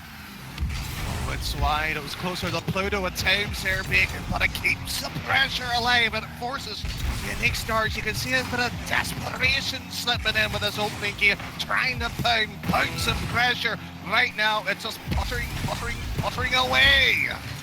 Is indeed. Someone needs to give her a massive drive. We'll see. 3-1 still. Tell Schneider right now, Danny, they've just got to be happy with this pace. You know, just hold off. They're not being massively aggressed on the attack. Look at that, Harry Horlap not being able to hold on to it. So a little place like this downfield is just running out that clock. Sand keeps on dropping. This hourglass is about to be run dry. As soon as this ball hits the ground like that, Total Shard take game one in this best of 5. Oh, best of 5, Bacon. It's a shame it's not a best of 7. But Totenschein, fabulous performance. Dictated the game early. Good kickoff, as you said, prior to the first one. Give them the opportunity, and it just frankly controlled the game out. But again, round about that 2 minutes mark, you've seen them a bit slowing the pace down. That's a good awareness. Third man has to be careful though, because one chance, fair enough. 2 and 3. Oh, Unique Stars needs to bury them though. Will be an interesting one going into this game too, though, Danny, purely because you look at that second half of the game was a lot more slower, like you said. So what will happen in this? It got a lot more even, a lot more stalemate. I will say, though, that Telsharden definitely felt like they were in control more, but will they be able to keep that control in game 2? We have to find out, as this is a lovely little passing play. Can he get the finish, though? Coca with the shot, and it finds the bottom right corner. Oh, total shiting. It's almost like a full ballerina experience here, tiptoeing around. Bomb. Placement onto that was beautiful, and as you said, the bump exquisitely opens up to the play. But 20 seconds, it's a familiar deja vu style. Total Shine leads, Unique Stars chasing. We'll have to see how this transpires. This is brilliant little setup there. Straight for Rizex. The Spider-Man save from Harry Horlap, and Dumain just running this back into defense. Tail in between his legs. Shadow, a brilliant setup, and Harry Horlap's going to respond with a goal. 4:22. And Danny, this is just heated up a bit. Oh, a little bit indeed. Lovely from Unique Stars getting that goal back. A little bit of pressure removed from the shoulders. That's exactly what Unique Stars needed. Again, Total Shine, I talk about that third man not been in defense. And again, it's cost them. Let's see if they can sort of be a bit more aware in that situation, Bacon. A little bit of a breathing moment here as the ball slowly ran downfield by Coca. Zedo needs to get a challenge up in the air and does. That'll be held off. Reception's not going to come on through from Total Shardon. Just going to keep this pressure going. It's nice to see. However, Zedo does get away. A big booming clearance down. Harry Horlap not getting the touch he needs. MD going to really have to scramble that, and does brilliantly. Able to keep out this on and buy time for teammates. Demo attempt coming in. Rizex, an absolute unit, tanks that through to net. Oh, just spectacular by Rizex. 3 touches required to slip that one in. Oh, the defense from Unique Stars might feel a bit cruel, unfortunate with that one, Bacon. But again, Totenschein, it's direct, it's forward. Straight on pressure. Too much space is being given to Telsharden here, Danny. It's worrying when you see those types of passing plays come out. High ball as well. Good little clearance off to the side. Great reception as well to get that all the way down to their opponent's back line. MD overexerting himself a little bit, just not calculating it right. Zedo, he's shortened his name, but it's still the same full fat lad. He clears downfield. They're just trying to gain space now, aren't they? Gaining space, but it's the wrong way to do it, Bacon. It's just being unique. Stars trying to respond the same way the opposition here trying to do it. They need to keep this ball a little bit more up and passing it around. They're not pending each other. It's solo plays.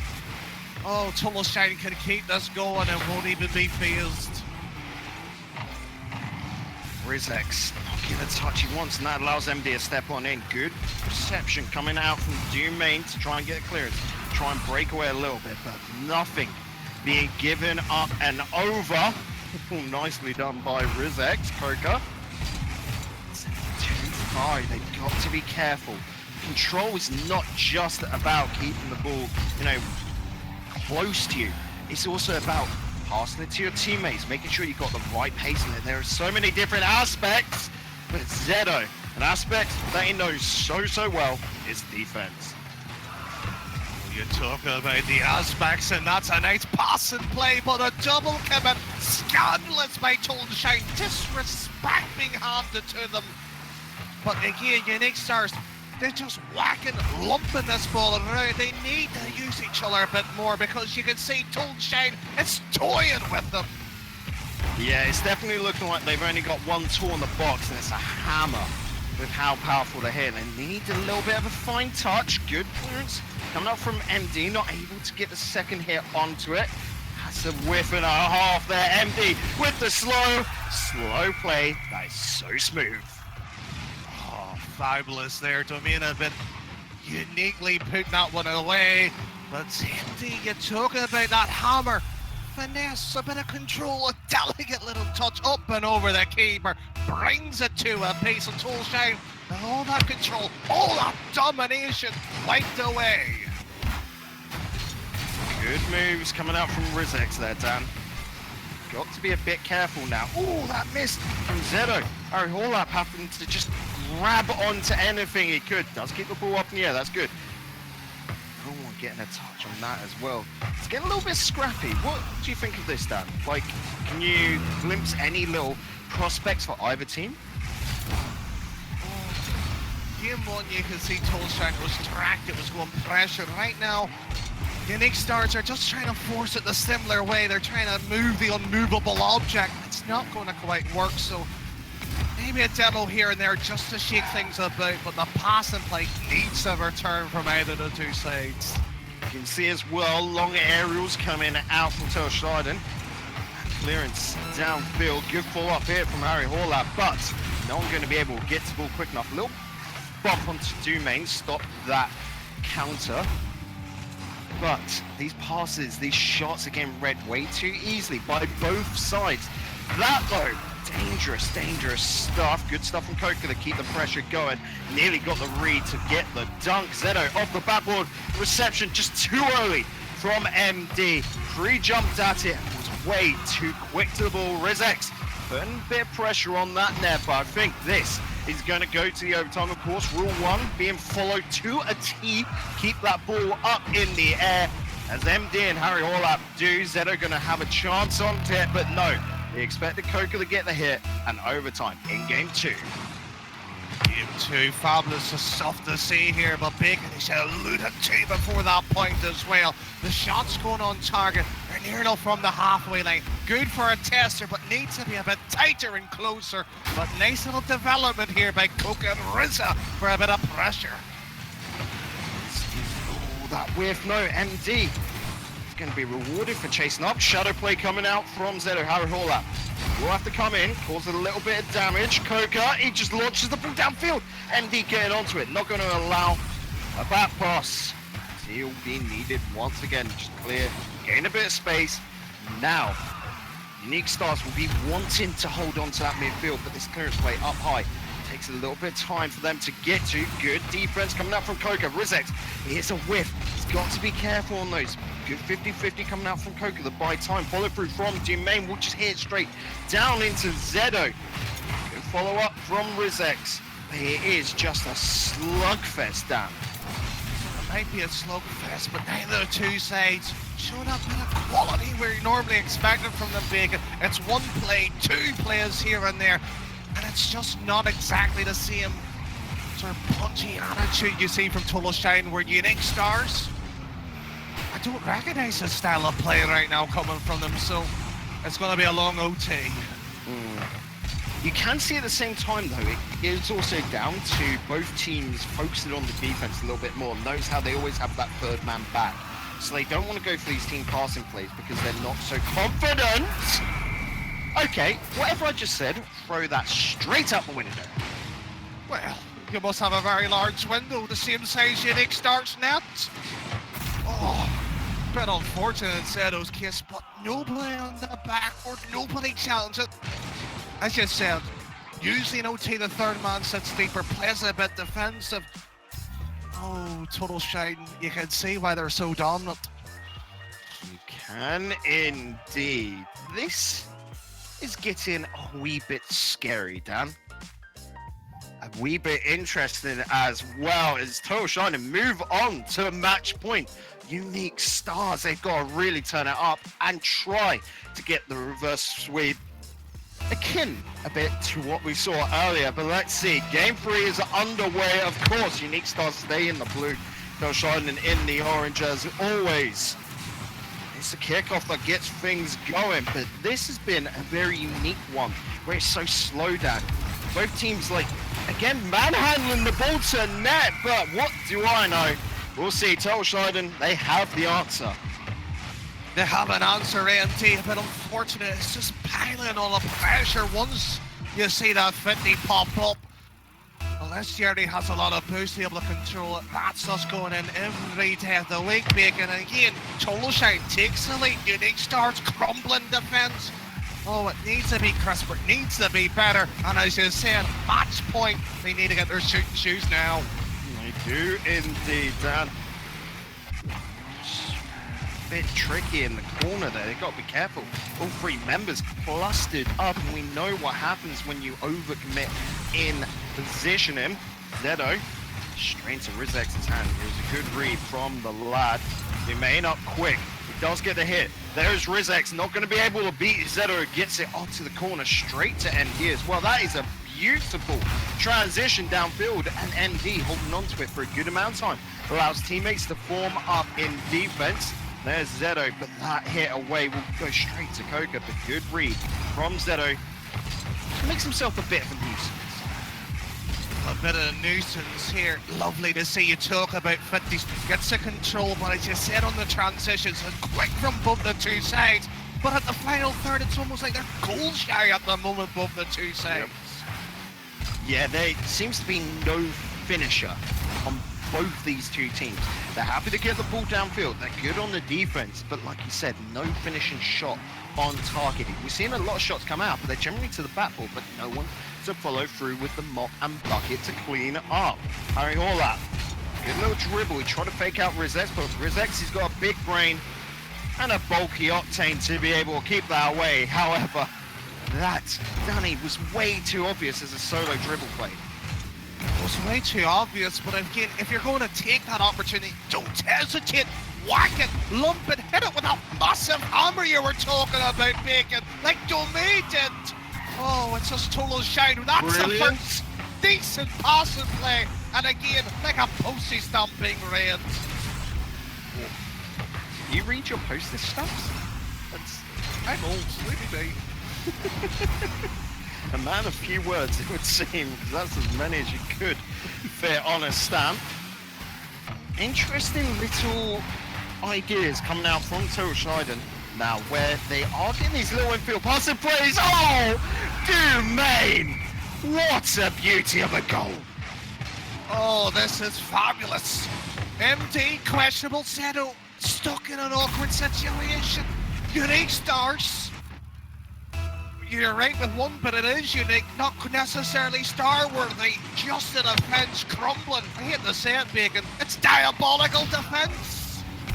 It is indeed. Oh, Nearly a third one coming out there. Dumain keeping this pressure going. Harry Horlock, that is a massive blunder as Rizex is going to get the third for Tolshiden, and that is one apiece. The three Musketeers here absolutely being a dominating force. Oh. Have the F's and chats already for the Unique Stars. Don't see this being come back at all, Bacon. It's just total shine, control, power, and execution. When they're getting it on target, they seem to be getting the goals, and that's what's the difference so far.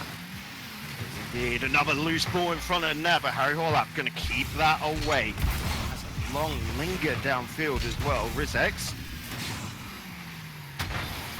Okay, no one fancied hitting that one. That's fine. Sometimes you can be a little bit shy, can't you, Dan? I would know, Bacon. Actually, I know exactly. I'm a caster. Completely shy from hitting the ball. True. So much that we keep up in our little hovering box above this pitch, commentating over what we see. Give a little pass up there to Zedo for the 50-50. Hoka. Nice infield pass and play back to him, but no. MD getting that bump, just putting the ball a little bit too high of net. Look at that, total shine, dictating the mid lane, nothing going past it here in this high loopy balls. And do you know what this does, Bacon? Wastes the boost, gets the control, and dictates the next 60 seconds without even worrying about an attempt on target. I've seen a fair few players in this scenario and put already GGs in chat. You know, you definitely get it ranked. We can say that much. Where this is, like you said, it's dominating. It is dictating the play. Good defense coming out from Zedo again because it's put to the corner. But so hard to break away. Ball does move down into the orange half. Zedo with a nice infield pass, but no one to receive it. Straight off to Rizex, and then Dumain's able to put that close to the backboard. This ball is not lingering about in the center at all. It is just end-to-end stuff, but no goals to be found. Well, maybe no goals, but Tolshine, they've got a 3-goal lead, and I don't know if Tolshine's feeling a little bit merciful here. A own goal, perhaps, and they've left the net wide open. Oh, how do you save like that? Somebody test Coca's car. It must have a magnet on it. Yeah, I didn't realise this was Rumble, Dan.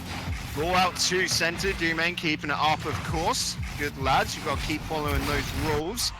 But with that, and of course, Unique Stars out of the lobby, Tolshiden making their quick exit as well, because they've got to go get ready for the finals. That was the first game, the first series, sorry, of the night to go 3-0, Dan. It was just obliteration coming out from Tolshiden. The way I could describe it was a meteor strike, just constantly bombarded, under pressure. Tolshide in the grand final. I've been hearing the things in the background with the bubble scene. This is the team most of them are afraid of, and do you know what? You can understand why.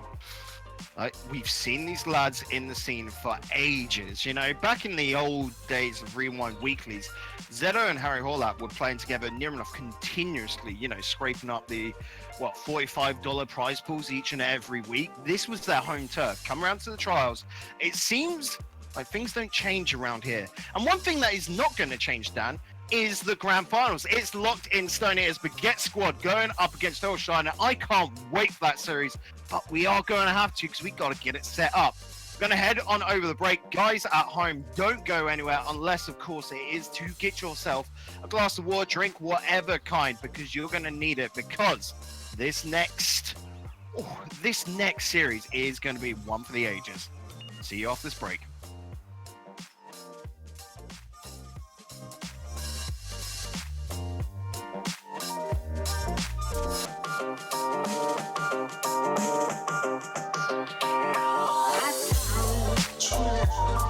Just yesterday, I found true love, but it passed my way. It's love I've made. I know I won't regret it. I found true love. I found true love. Just yesterday, I found true love, but it passed my way. It's love.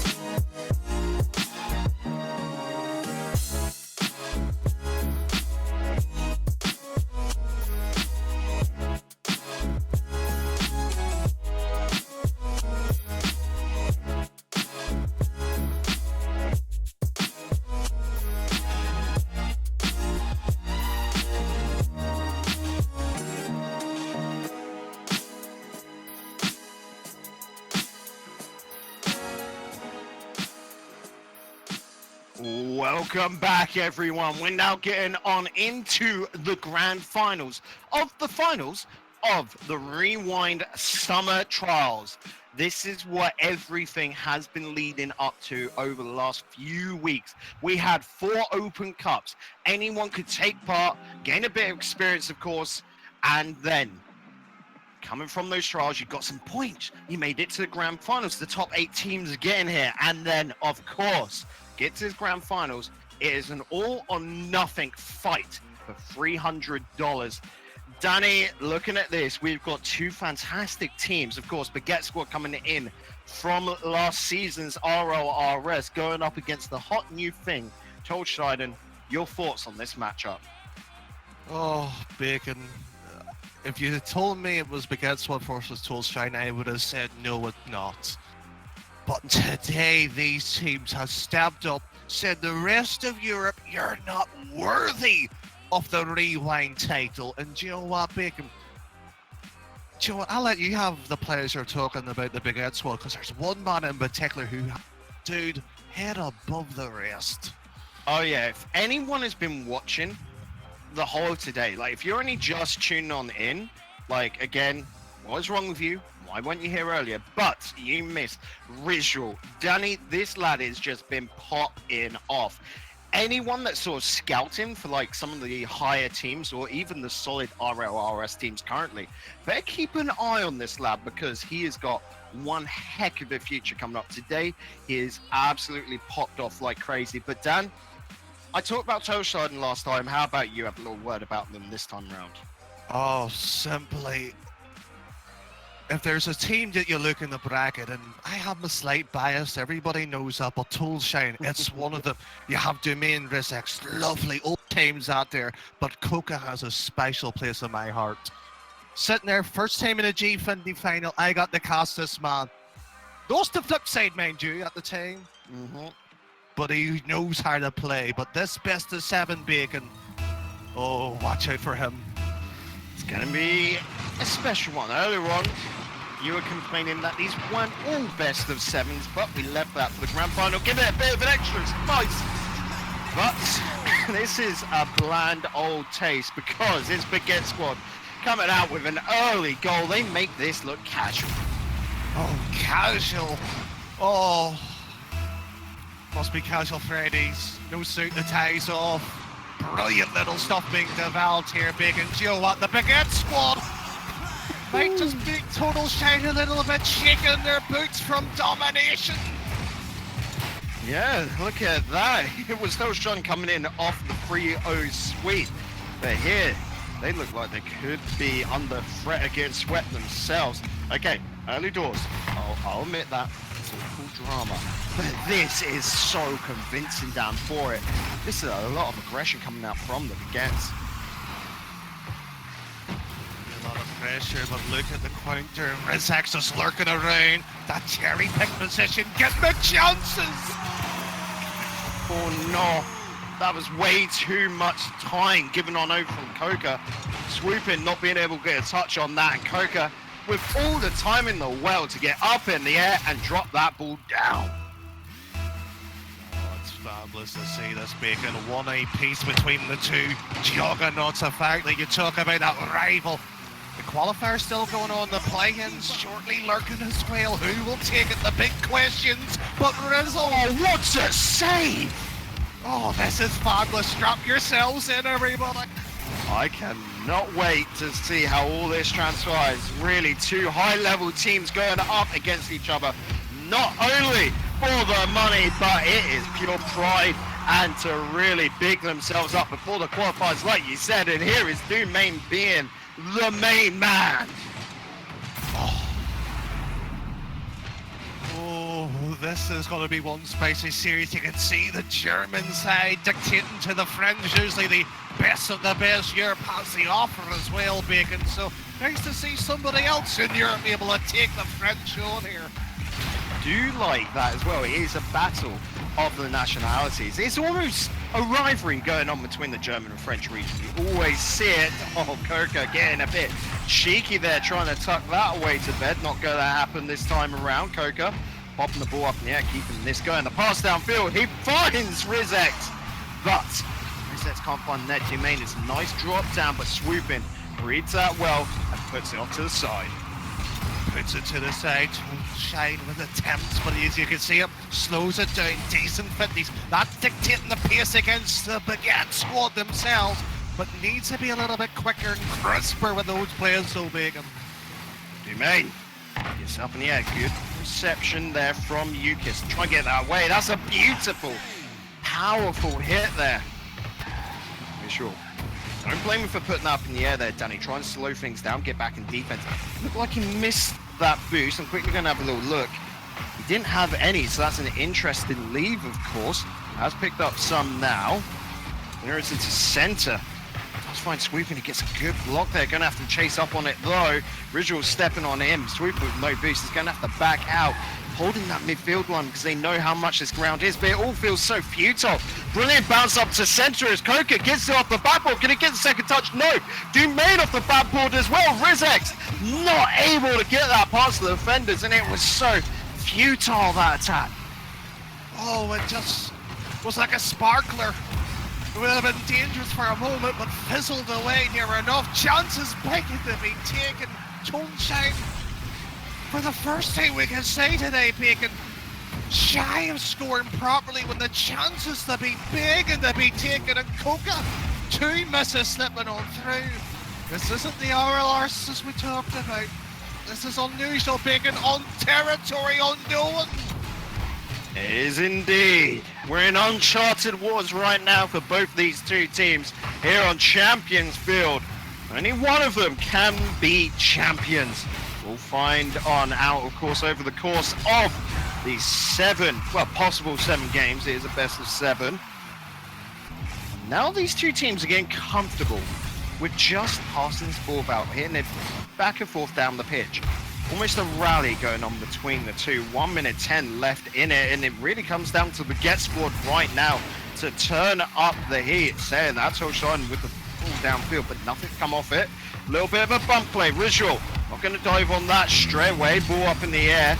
Waiting for Swooping. Infield pass. Yukis finds Swooping once again, but can't find the net. Dumain gets in the way. Yukis hopping this up towards center. Swooping gets the ball taken up and over him. Rizzual with the solo play, looking to jump off the scene, but a little bit too slow. 50-50, 2 corner. Yukis just trying to stall for time. Swooping to center, but Yukis not fast enough. That's a runaway ball, but Rizzual will get there in time. Oh, fabulous here by the Big Ed squad, dictating the pace. A few passing players there, making total shining.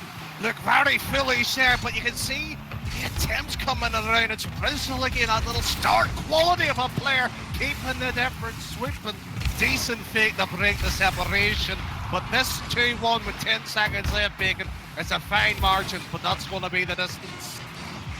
Will be. Can you hold on to that 1-goal lead? Sometimes that's all that matters. Rizzual wanted to get the pinch, not able to find it. Swooping up to Rizzual. That's a long pass downfield. Ball still up in there. It's not over just yet, but a well-played lead coming out from Total Shiden, who somehow, Danny, turned this all around. Oh, this is fabulous of a series, Bacon, but as you said, turned it around. Oh, it's going to be a tight one, but again, if you were looking the way I was doing, it was total shine mainly on that left side of your face in the Big Ed squad's net. Passes, of course, coming from Domain Coca to Rizza. And you know what? Oh, the passes were good, it was on target, but it's Rizzual and Swooping right now. Being credit with the saves, getting those balls away, but best of 7, as you said, good bit of distance required. Good bit of distance. We'll have to wait to get this race up and running once again because the server's just gone down, so we've got to get a remake going. I'm still in it. You're just special, Dan, okay? I know Yeah, I'm that hobby. special. Remake it. It's your job. Come on. I know it is. Don't need to be so cruel to me, Bacon. I'm just saying it how it is, bud. That's what it is. Like, we've known each other for long enough, though. We don't need to sugarcoat it. Like, you know.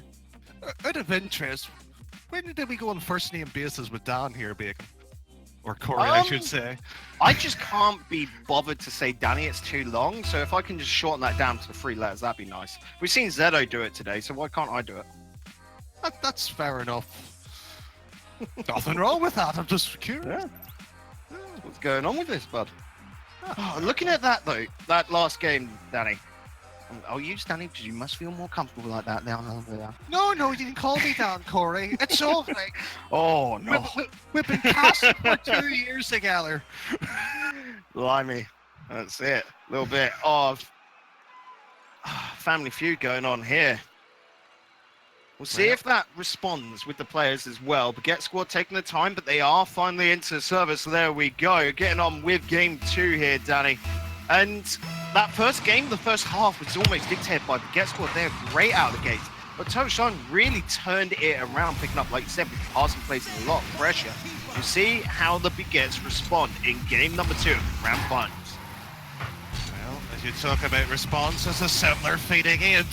Giant pressure to kick off, but it's a transition big and it's high, the ball's being loopy, but again, it's Sir the Baguettes one. Willing to let that happen. One block and play it into the corner and clear. It's repeat and keep on doing. Rinse, wash, and repeat, but Yukas not getting the goal there. Visual.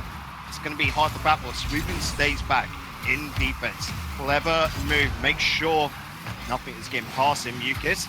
Clearance out. Swooping. Oh no. Not able to get the touch, and it pains me to see, but Visual able to get that off down to the corner. Start trying to apply that midfield line pressure. Nice little step in from Rizex. Swooping with the block, but now Rizex 1-on-1, but no, you got to do more than that. More than that, but look at that. The Baguettes, what a good transition. A total shine though with the time and effort. But again, it's too slow. The positioning weak from both the two sides, and it's last minute attempts scrambling this ball away, making a minute gone and by. Goalless, shocking. Oh, what? How did Dumain get this much power, Danny? Just for a straight up pop shot. Well, you might talk about the power and everything else in between, but the defense? Hello? Anybody there? Well, in those cases, no one expects, like I said, the pop shot.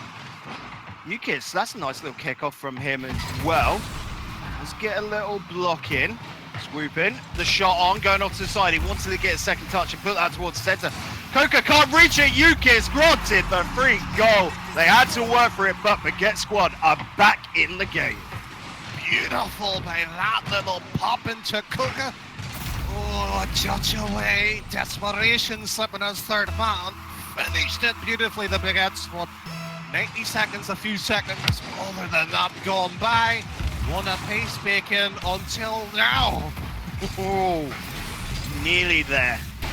Rizex wanting to reclaim that lead quickly. Yukis going straight across the width of the pitch to find Swooping. Nice little defense coming out from Rizex. Yukis once again not able to beat out Dumain and Ritual. Got to get the second touch. He does. Gets it past the defender. Gets the boost as well. That 100 could be important. He is going to steal more from his opponents as well. Try and slow them down. But was that the right choice when the ball's in front of his net? Dangerous times coming out here. As of course, Touchline must be a little bit starved to boost. Their retreat now is going to be so important and where they line themselves up. Rizet's getting the demo on Yukis could be the answer as Coca receives the ball, gets the dribble going, but the ball too high and far wide of net. Makes it easier to defend. Well, it's easier to defend, but Tolstein full rotations coming in, dropping straight back. The one who gets the Oh, this is so beauty! What a goal. I'm loving this. So many players get frustrated at these, but Coca, take a bow.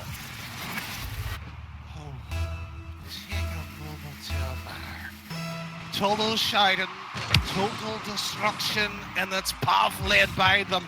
And again from the kickoff, they have a chance to dictate, but again, playing a little bit too direct from the wing, so to speak. And the Baguettes one able to get that transition away. Alrighty then. I'm loving this series and how it is all progressing. We'll see. What is the response from Baguette Squad now, Dan? Because that little whiff from Swooping, not good. Another demo coming out. Baguette Squad needs to find answers, otherwise this could be game 2 going to Tolstein as they have utter disrespect for opponents. No mercy given on over, but that clearance out bounce towards center is going to be harsh to receive. Rizek's lingering around downfield, gets demoed out, but would that be the right choice right now? Because that means Rizek is just downfield in defense with 32 boost off the spawn. Not really going to help him out at all in these transitional plays. Good clearance downfield from Domain, does get received, but no one down center ready to pick that up. So I'll be ready, but I give credit to Coca. Real haste to this shoot. Slowed it down, catch and dribble, play it away. But again, the Baguette Squad. Oh, the Baguette Squad! Commit. They're Oh, falling to pieces. Rizek's getting on this. No, swooping is there easily before him. Rizek's, that's a slow hit. He needed a bit more power, a bit more welly on that. Good infield pass, but the reception, the shot, just not right for the task. Ritual does keep this on with the 50-50, trying to drop this in front of Sent, but no one from Baguette Squad lingering in the box. No one going to be able to get onto that. Pressure coming through from UKIS as well. It's always UKIS in these situations. He needs teammates. He needs help to get that ball to net. Good blocks coming out from Rizek, who puts it in front for Domain. Beaten by swooping at that last second. Last second. Oh, it hurts. You can imagine the pain being cruelly etched into the hearts. Okay, now overtime is looking good on the cards, Danny.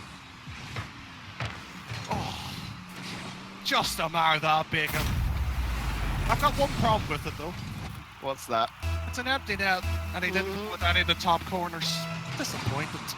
Walking it up in the air, really hurting Total Shiden now.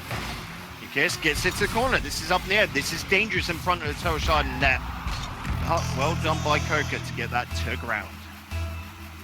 Gets a OT. First of maybe many to come, but Total Shine, they looked in control, breathing their way through. I was just taking a drink for a second there, Dan, and nearly spat it out because that was so scary. Good clearance coming out from Domain. Ritual does get a demo on him though, so the attacks are not going to be as strong.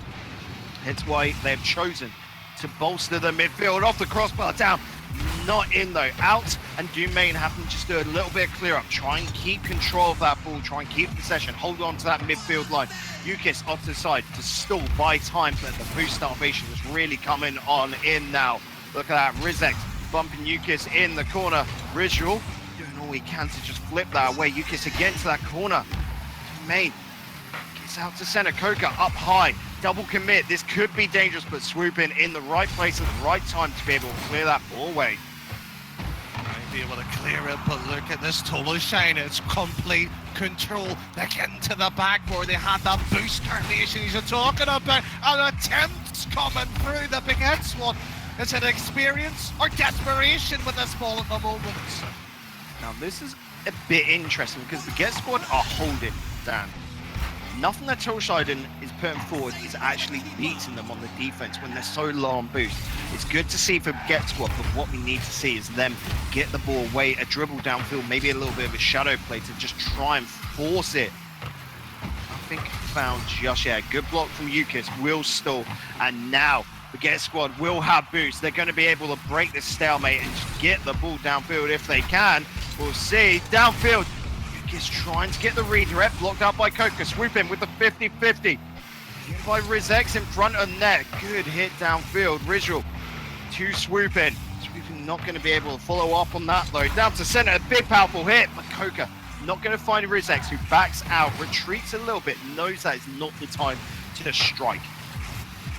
Well, it may not be the team, but again, you have to question a bit of the decision making. Coca dribble, a 50 would have been a better option, but you can see it allows the Baguette Squad to pile the pressure upon them, having attempts here and there, but for how much longer? Rizek with a boost still as Rizal arrows it away with style, but the style for now as Domain just closes it out. UKIS with a follow-up. Good follow-up as well to be able to get the block. Coca holding on for dear life. Let's get the ball away, swooping. Found by Rizek. Coca downfield, but needs to retreat. Rizal in front of net. Finds UKIS now. He's got to find a way out. Our defense, two players committed to that play. Swooping, got to do massive amounts here. Net beckoning for this ball on both sides as 3 minutes ticks by in overtime. This is starting to get really uncomfortable for either side as the pressure, the tension, Dan, has got to be building. Really, nerves are weighing on both sides. And there it is. Lucas, cool as a cucumber as they get to that situation, puts it in. And that's an unusual request coming in here, Bacon. Players asking for a new server. Yep, we're happy to accommodate them, Danny, aren't we here? We're just going out. It does mean the guys at home have to wait a little bit longer for the next game, but that's fine. That's fine.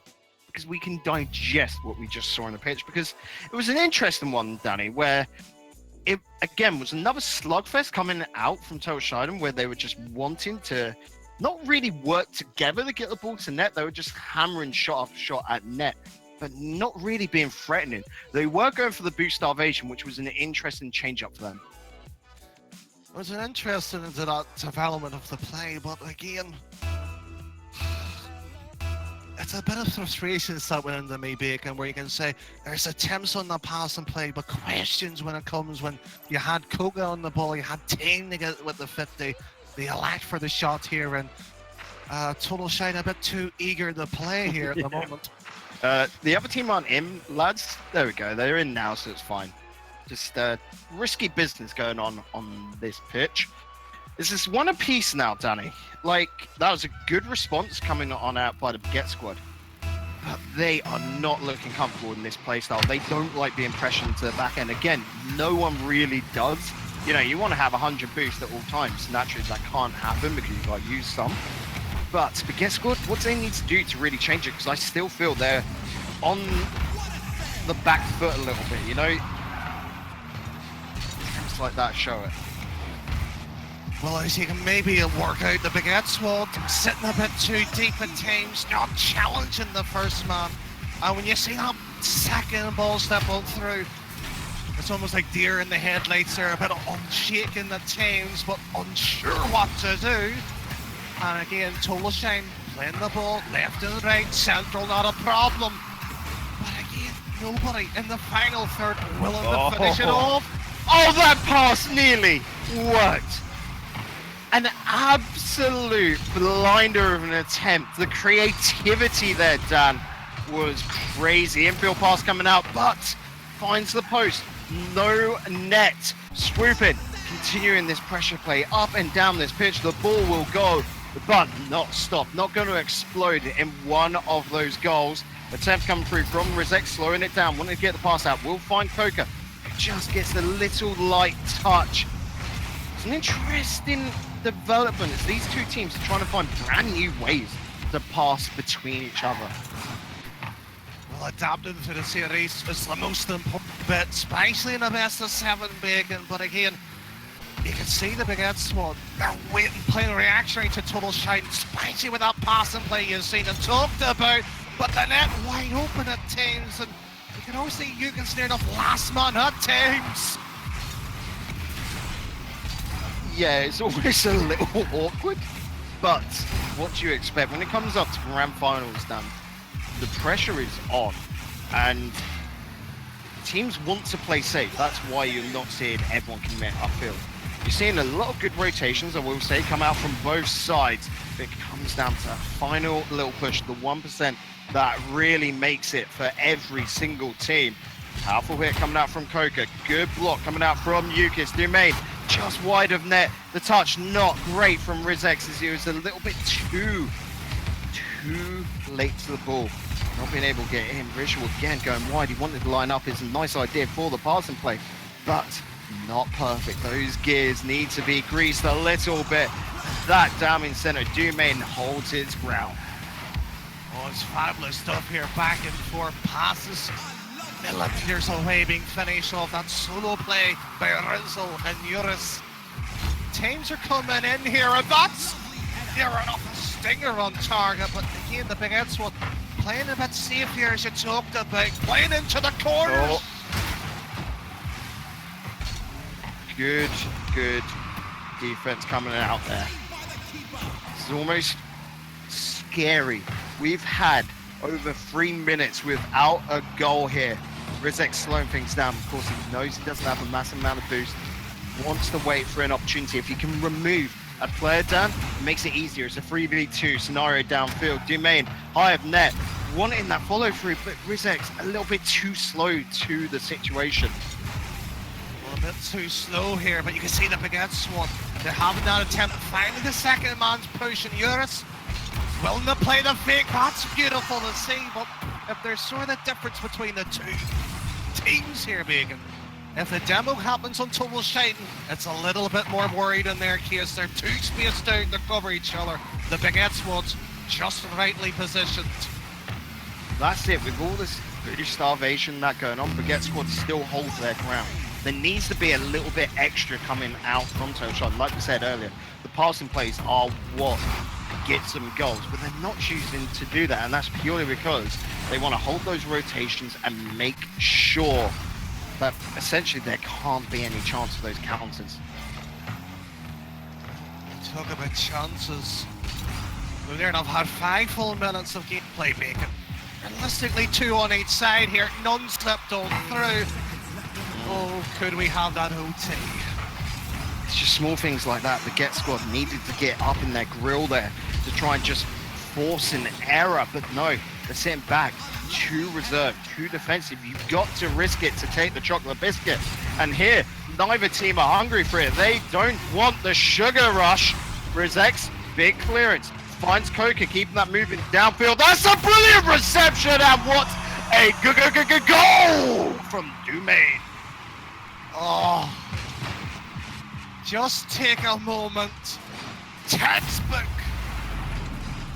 The defense from the Baguette Squad, we talk about sometimes how good they are.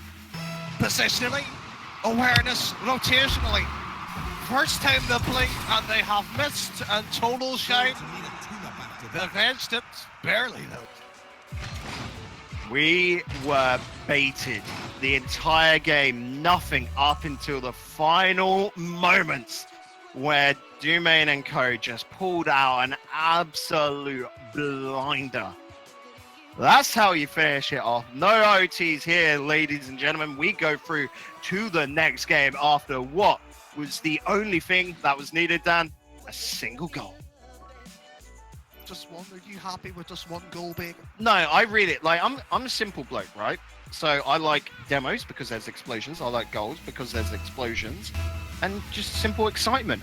I would love every game to be, I don't know, 10-9, but I've seen bronze matches. They're not that interesting to watch.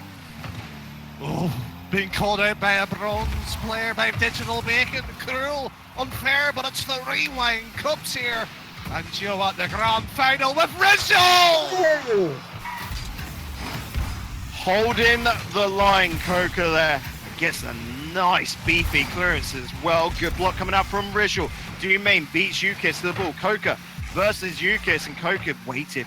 Backed off a little bit to get the follow-up. Rizzo up high, bouncing off. Swooping versus Rizex, and Swooping's the first to it. He wants to follow up, but can't. Coca taking the ball away from him, bouncing around the corner. Swooping turns in, not going to be able to do anything of it. Yukis stealing that boost could be important to stop this counter coming out. Yukis off the backboard, it's dropping down in front of net, but no. The defense holds strong for TS. I think you might have your wish with the amount of goals that scoots that pond through. When it's like this and we haven't had a goal yet, I don't mind, because these have been great attempts and really exciting to watch. Well, I wouldn't necessarily call them great, to be truthfully honest with you, Bacon. The transition are on point, nice little 1-2s. That high up to the backboard though. Oh, a bit more direct. And we could be talking here, but it's again the separation by Domain originally. But that's a goal! Danny trying to one-up me, and I welcome it. This bar down. No one could stop it in defense as much as they tried. Well, Blooming done swooping. Let's see a response from Total Sharding right now. They're going to have to do something pretty quick because this is dangerous in front of them there. Rizal with the slightest touch. A good hit from Rizex to get away. Rizal going to just buy time for his teammates to back off into defense. Nice hit from Doomang, keeping that front flip. Koga clears it downfield, does have teammates in tow. Rizex with the drop, and it looks so good. Oh, Rizex. Orgasmic the way he sets it up, but the shot placement. Rizal. Oh, he's going to need therapy after that one. 1 apiece, an equalising goal too, Bacon. This is the grand final. DreamHack, hold your engines, because this is heating up. That's it. All that going on over in Montreal a little bit later on, but this is definitely a fine first course. That, however, was a not so fine home goal. Actually, it was a good goal, but in the wrong net. Do you know what I would like to come back?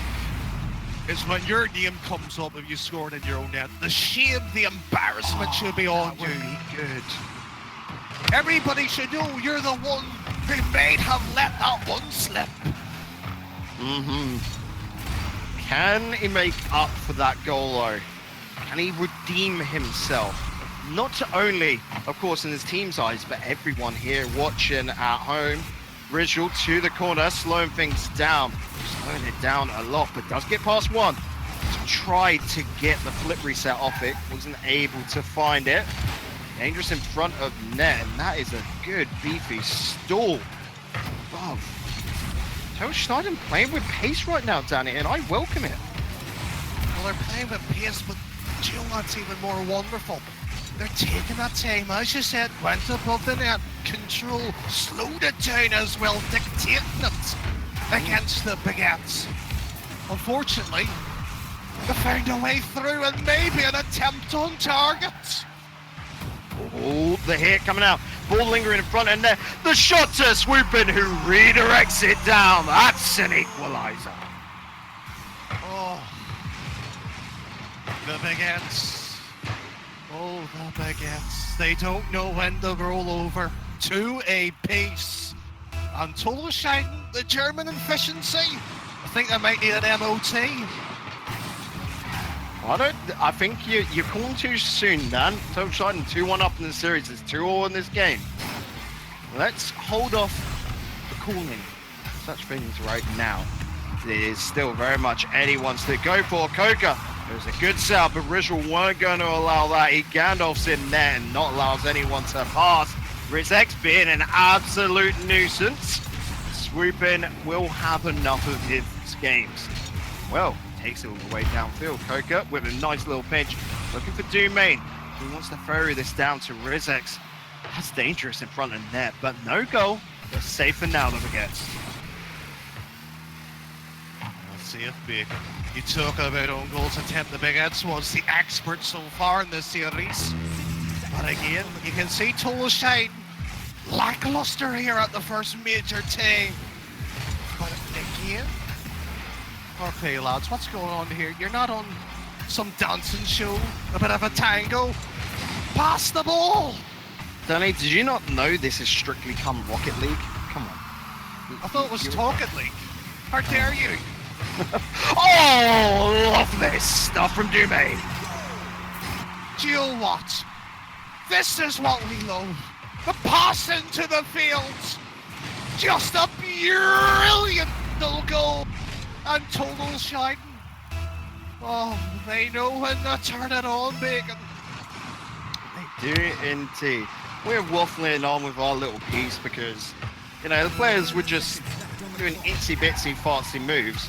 Doomane turn it around with a hammer of a hit. Good stuff. That's when I like to be sharp. Bump play tried. Oh, Koga just going to easily pick up the pieces. You said Total Sharding needed an MOT here, Dan, and everything's checked out. No warnings, no failures. Just smooth running. If anybody needs a good mechanic, let me know. Because that was just on point. Fabulous to see the Germans dictating the play, getting the ball away. But again, the Baguettes, questionable coming in. hey, in here, I don't mind the fartsy plays, you know, just slow it down, makes sense. Now go into the corner, hit the ground, and Total Shard and move on. To Dan, not even match point, it is tournament point, it is trial point, it is the point for $300. That's not too shabby at all, is it? It's not too bad. Not Yeah, too good way bad to for spend it. Sunday afternoon. Yeah. I can think of a better way as well. What way is that, Dan? A best of 7 OT decider lasts 20 minutes. What kind of baguettes will do that? That's it, right now. If you want a game 7, you better be praising the baguettes. You better be giving them your energy. I'm talking about some Dragon Ball Z level spirit bombs right now are needed. Give them your energy. Swoop in. Oh, denied by the crossbar and post. Cruel. Don't think your little bomb worked there. The crossbar immune to Hold on. punishment. It's charging. I think there's something wrong with your charger. Need a new USB cable or something. Yeah, that's the problem. I actually do. No lie. I broke it. You know when it gets, you use it so much and it gets frayed and the wires start coming through. Yeah, big problem at the moment. There's a lot of good defense comes out there from Ritual. I love how he can be so stylish whilst making it work. Because I'm one of those people that says you don't need all these stylish plays, just bog standard, you know, turbo pulsar stuff where as long as it gets the net, that's all that matters. But Ritual does both. He can make it look good whilst also doing such a bang up job. Well, it's fabulous to see here, and I don't know if this is questionable, undesirable, but each team passing, and it's chaotic, but I'm loving this bacon. And indeed, tension is high. The Get Squad really stepping it up, and of course they've got to. They fell off from their old strats of having that third man back and near enough 4 times, and have really thrown a lot forward. That needed to be on target. The pop shot just going high, working as a pass up, but no one expecting it. Yukis under threat right now as that ball makes its way to center. Dumain passes out to Rizex, but Yukis reads it well, man behind. No doubt Ritual's going to try and beat his opponent to net, pull down in front of net, but Rizex, loads of time to get to that one. Swoop in, not going to be able to swoop in on that one as Yukis stalls, puts it out to middle. Ritual now has just got to allow time for his teammates to get boost and get into play, and does it very well. Just does very well, but Bacon, we're approaching halfway. Near no championship point, and Total Shine been on defense. They've been prowling for a while, but they're on the offense. And you know what? The longer this goes, I say they're going to take it. Scary stuff right now, especially for all the baguettes were pushed into their half. Very little boost between them. Swoopin just picks up the 100 off the middle. Maybe he can get something going with this Yukis. Just out of sync with the play. Coca receiving that great to set up. Wants to follow on. Ritual backing off. This is dangerous as Rizex on the ball puts it wide. In comes the attack, but nothing finding the net. Nothing finding the rope until now. Is Swooping just with a cheeky little tippy tappy. He gets it past the last man. Oh, live the Eternal J. Madly pathetic at times of that one. Yep. Defense. Oh, Total Shine pushes a little bit too deep and rolls that one in, and suddenly the Baguettes put a bit of life into them now. Not the CPR and oxygen tank required just yet, but Total Shine, they're into the advantage in the driving seat, even though 1-0 down. That's it. At the end of the day, Danny, we don't care who wins, but we want that game 7. I know Ben, our producer at the back end, probably is absolutely shattered by now running everything, but I don't care about you, Ben. We want this game 7 more than you want to go probably get dinner. So, Dumain dropping that down for Swoop in. Gonna have to chase onto it, but Coca allowing assistance. Still shining now. 1 goal from equalising, throwing everything at it, but nothing sticking. Coca Off the wall once again, beats Yukis. Looking to get off the backboard, but no! Domain reads the clear so darn well and gets the equalizer. Total Shine, lovely little play. Defense beaten, battered away. Rizzle no clue, but Digital Bacon, how dare you? Our broadcaster Ben is a wonderful member of this community in Total Shine. It's just helping them out 4-1, simple according to them. Yep, so Sean care about Ben more than I do. We'll allow. He's a lovely lad, but you know, Rocket League is more important, don't he? Best of We- nine, then. Yeah. If you care enough, I want my best of names back.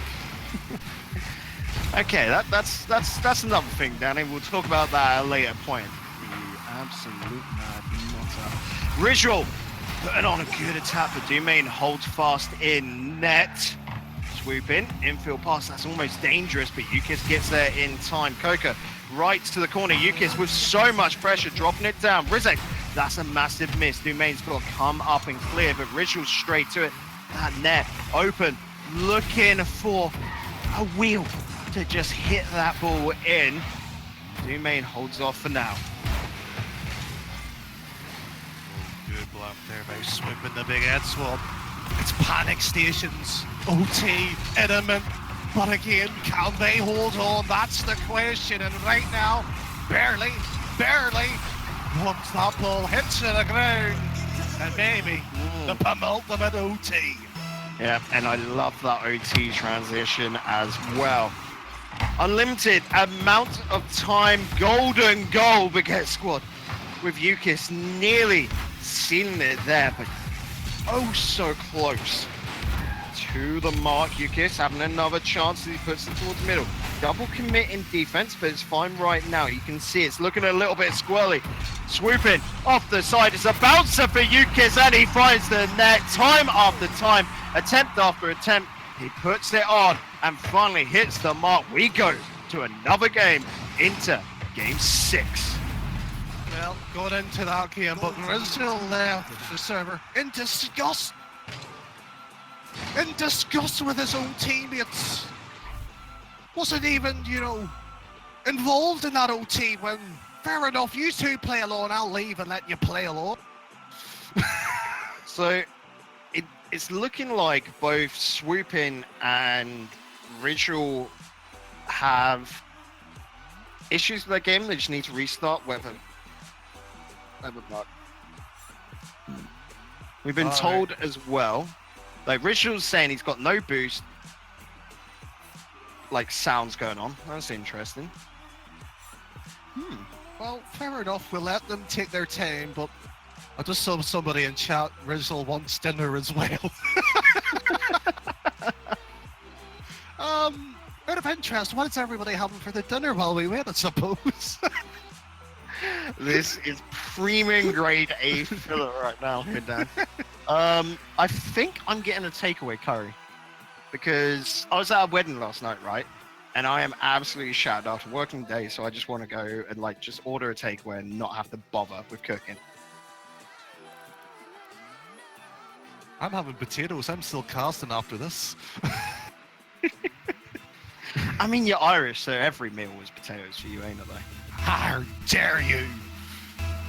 I could have Casual won this racism. tournament. You could have won this £300. tournament. Yeah, £300 powered by potatoes. They do actually. You can power your car on potatoes, so I'll let you keep fantasizing for that one, Danny. As we get on into game 6. Get Squad being able to inch back a game. Now 3-2 up on the board. They've got to inch out another 2 to win it. It is a massive task. It is a road to ruin for them. It's a trial by fire and all those good metaphors. But can they really do it? And they step up to the challenge. We'll have to find out as the time elapses. Coca slowing things down in the corner. Yukis popping that up into the air. It's an interesting move. 2 men coming in to attack from Total Shardon, and Yukis again just holds his ground. The lad's an absolute tank, Danny. Absolute tank, and oh, look at that. Nice little bit of pressure by the Big Ed Squad, taking a few pot shots from the distance. But again, Total Shine not phased. They're playing click. and able to get the second ball away, gets the counter going. And Joe, both the two teams split it along in game 6. Dumain out to center, that was risky. You can see Rizal really close to getting a little bit on that. And I like this little touch up in the air again. Just allows the Baguettes to get that boost and hold up the middle. Rizal definitely spearheading a lot of these attacks, nearly from Yukis. I'm loving what he's doing in that Fennec. Swoop in, up to the corner. He wants to chase on it, but no, Dumain gonna get that away. Yukis having to hold down midfield. There is no one in there, and this is the cardinal sin. Dumain being granted a freebie. You don't want to know how annoyed I am, Bacon. There's a word I have for this. Diabolical. We knew it was coming. A third man.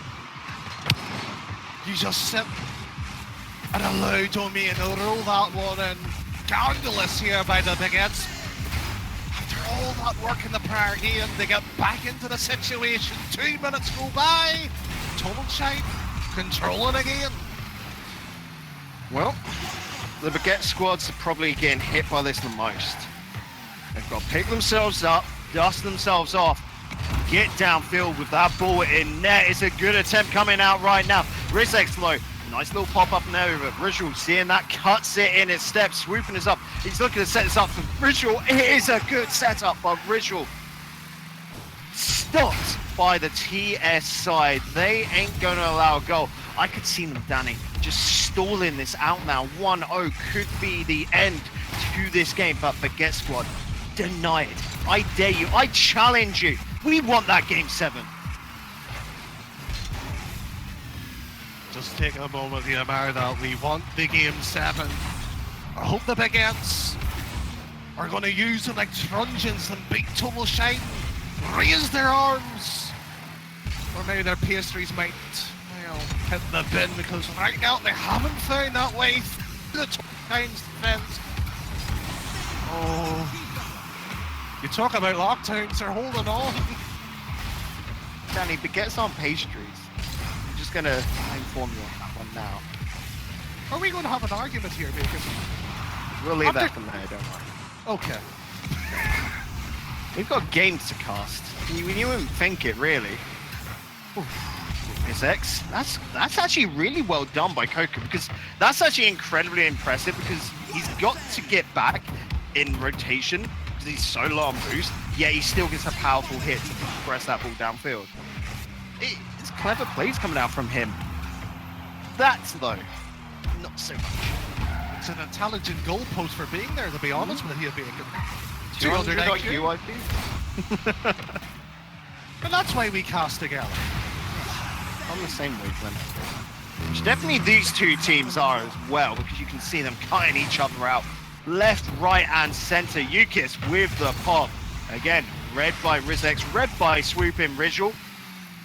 Keeping this ball pressured downfield, just trying to keep it away from his net. And that is the problem. That's just what's happened. They're not trying to get it in net until now. It all started from the demo earlier. About time. Great little demos you said, opens up and slots it home. And you know what? Chat's begging for an argument. The teams are doing it for us. And the finest argument of all is besting your opponent on the pitch. Yukis, a great little start with the kickoff. Rizal is putting that on target, and that is such a beauty. Take a bow, my son. Take a bow. Oh, the Baguettes. How'd you turn it around that fast? Magic. Just magic, Bacon. Don't sit there and ask the question why. Mar and sit and take a lesson from the Baguettes. Dangerous in front of net there. Swooping, doing all he can. 10 seconds left. They just have to hold the fort. Dumain flicking that ball downfield, finds Rizex, swooping, bouncing the ball down, get this to ground. Rizal does that, and very much two Bens to staying in the background, we get the game 7. Oh, I am one happy bunny right now. I'm disappointed. Oh, why are you disappointed, Ben? Come on. I'm disappointed. I mean, it's a best of 7, yes. Okay. But I think a best of 9 would have been better. Right, we've gone over this. The best of the I 9s knew are we had the outdated. argument. There are so many games we got to wrap up before DreamHack comes on, so we were like, oh, let's just do the best of 7 because you've got to up the ante in the grand finals, and these two teams are definitely doing that. Well, they might be doing it, but usually as typical Carter, we go, oh, the predictions, best of 7, game 7, OT decider perhaps. Chat, we'll let you decide that one. It's just gone underway. Yeah, it's gone underway. 5 minutes slapped onto that clock. These players need to do the most of it. Baguette Squad on an absolute mad tear of a comeback. Can they do what many would think impossible and come back from being 3-1 down to take it 4-3? A momentous task. It looks like it's going to be so hard to keep up, as that was a good little onslaught coming out from Toshnarden. But of course, Baguette Squad on the attack here, swooping. Does get that pass to Main in front of net. Ritual want it in the back pass. Yukis does receive it, but last man back in net. Here's Coker, and he is just on an absolute tear himself today. Oh, this is fabulous stuff between the two. Battling, toss and throw, and yet again, no answers from either of the two sides of Baguette. Looking the more poke between the two after that opening minute. And you know what, Bacon? If this isn't an OT, I'll be disappointed. You can't have everything, Dan, okay? You are a greedy little lad. I'm not I'm happy greedy. we got the game 7, and however this goes, we've been treated to a lovely game. It's been lovely, but why not spice your life up with something a bit exotic, Bacon? A bit of an OT, back and forth, the team sweating desperately, panic, maybe a bit of therapy if this goes in. Oh, sweating after that one. The defense holds on. 2 minutes nearly gone by. No goals posted up on that board. Dumain with a pop. This could be something because he gets the block on Yukis, but Yukis does keep it off to the side. Really using that Fennec to its fullest. Ritual not needed for that. Good call-ups from Yukis. Oh, just wide of net. These players have got to be kicking themselves, but they're going to have to grit their teeth and just hold on. Halfway into game 7, Dan, and nothing yet posted. Nothing posted. My heart's pounding here. I don't want to imagine what the players are like when I'm going, OT, OT, OT! No There more! it is! Koga gets in the first, up on the board. It's almost a pound for Toshnarden now to get the first one, and this was just Koga barreling in, making sure to get a good touch and making it as hard as possible for the last man in defense, swooping. Oh, go on, Coca. Got a flip reset. Not able to do much with that though, Dan. It's hard on those kickoffs to be able to take it so slow and win. It might be difficult to do, but in this situation, slow's not necessarily a bad thing, of course, for Tolshine after getting that one. But again, the Baguette Squad, they have the pressure, they have the chance. Squander. And yeah, they blew it. Easier said than done, Dan. We have to admit that. It was there. It was prime. It's what makes you a champion, is being able to capitalize on those moments. Swooping in reverse. You get the half flip to correct himself. Let's get that ball down to the midfield. Main here though, he's got still for a little bit of time. He's just waiting for Rizek to get into position, but Ritual picks it up in the air. That double commit was not needed. Both players calling each other off. Oh, okay. Oh, it's ridiculous. See, imagine the quality on the field, Bacon, for a double commit by the bump. of each other in net. Oh, this is going to be an interesting 60 seconds, Bacon, because the next one, they came close margins, millimeters away. Might even be a pixel, or they might just see that 300 pounds go away. Rizek on a good run. That's picked up there by Coca. Boost stolen from Rizek as well. Yukis finds his way out. Does get hit. Really hit there with the demo, of course. Ritual keeping that off to the side. They're scrapping at everything. Ball left. Ritual now needs to grab that boost and get the ball downfield. Does get it going. That's out to center, swooping. Blocked on out. Yukis a little bit too late to the pie, but Ritual blocked in the center. Rizek looking for Doomane. Yukis with a block of his own. He's got to follow through and put this ball to center, find a teammate, but swooping, blocked out. Everything just going in Toshan's favor right now as Ritual gets that to center, swooping above net. He needs the second touch, but it goes wide. Rizek takes its corner. Ball hits ground, and we are done right now. Ritual to center, but no, cannot be received. And it is Total Schnaden who have just totally dominated the summer trials and are our champions. Bacon. Yep. Just moments away if just the communication was called. Drop quickly. It would have been an OT. That's the difference there. And Tolshine, worthy champions, not denying that. Would have But been we've no robbed. tea. Would have been We no were tea, but robbed. we've just got to deal with GG's for now, Danny, because we are done and dusted. That is all she wrote. A Game 7 finals, I could not be happier, to be honest. And with that Game 7 finals, we congratulate Total Schnaden for taking it all $300. Of course, we handed out 500. There's 50 for each of the qualifying cups handed on out. And here, the big boys prize pool, the 300 is going to Total. Commiserations, of course, to Baguette Squad, Exalti, Unique Stars, Notorious Legion, Flump Razon, and the Discombobulators, who all took part today, but there can only be one champion.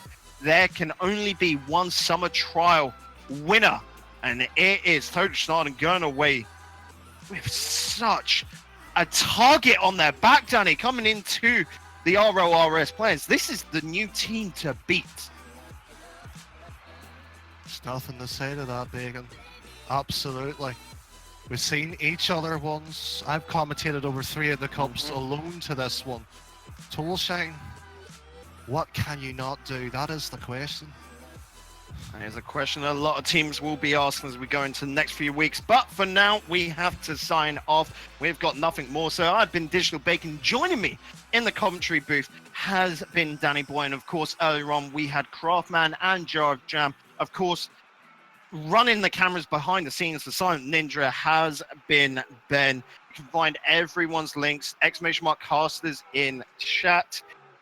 And of course, big shout out to the moderation staff and that, keeping things running so smoothly in the background. But until the next broadcast, whenever that will be, of course, keep tuned. We do have a couple of special plans in the works, and make sure that you follow. Make sure that the bell is shining above this stream, just above Danny's Past the Box. And of course, head on over to our Twitter, !RewindRL. And of course, you can find the Discord, !Discord in chat. But for now, we sign off with a very warm goodbye.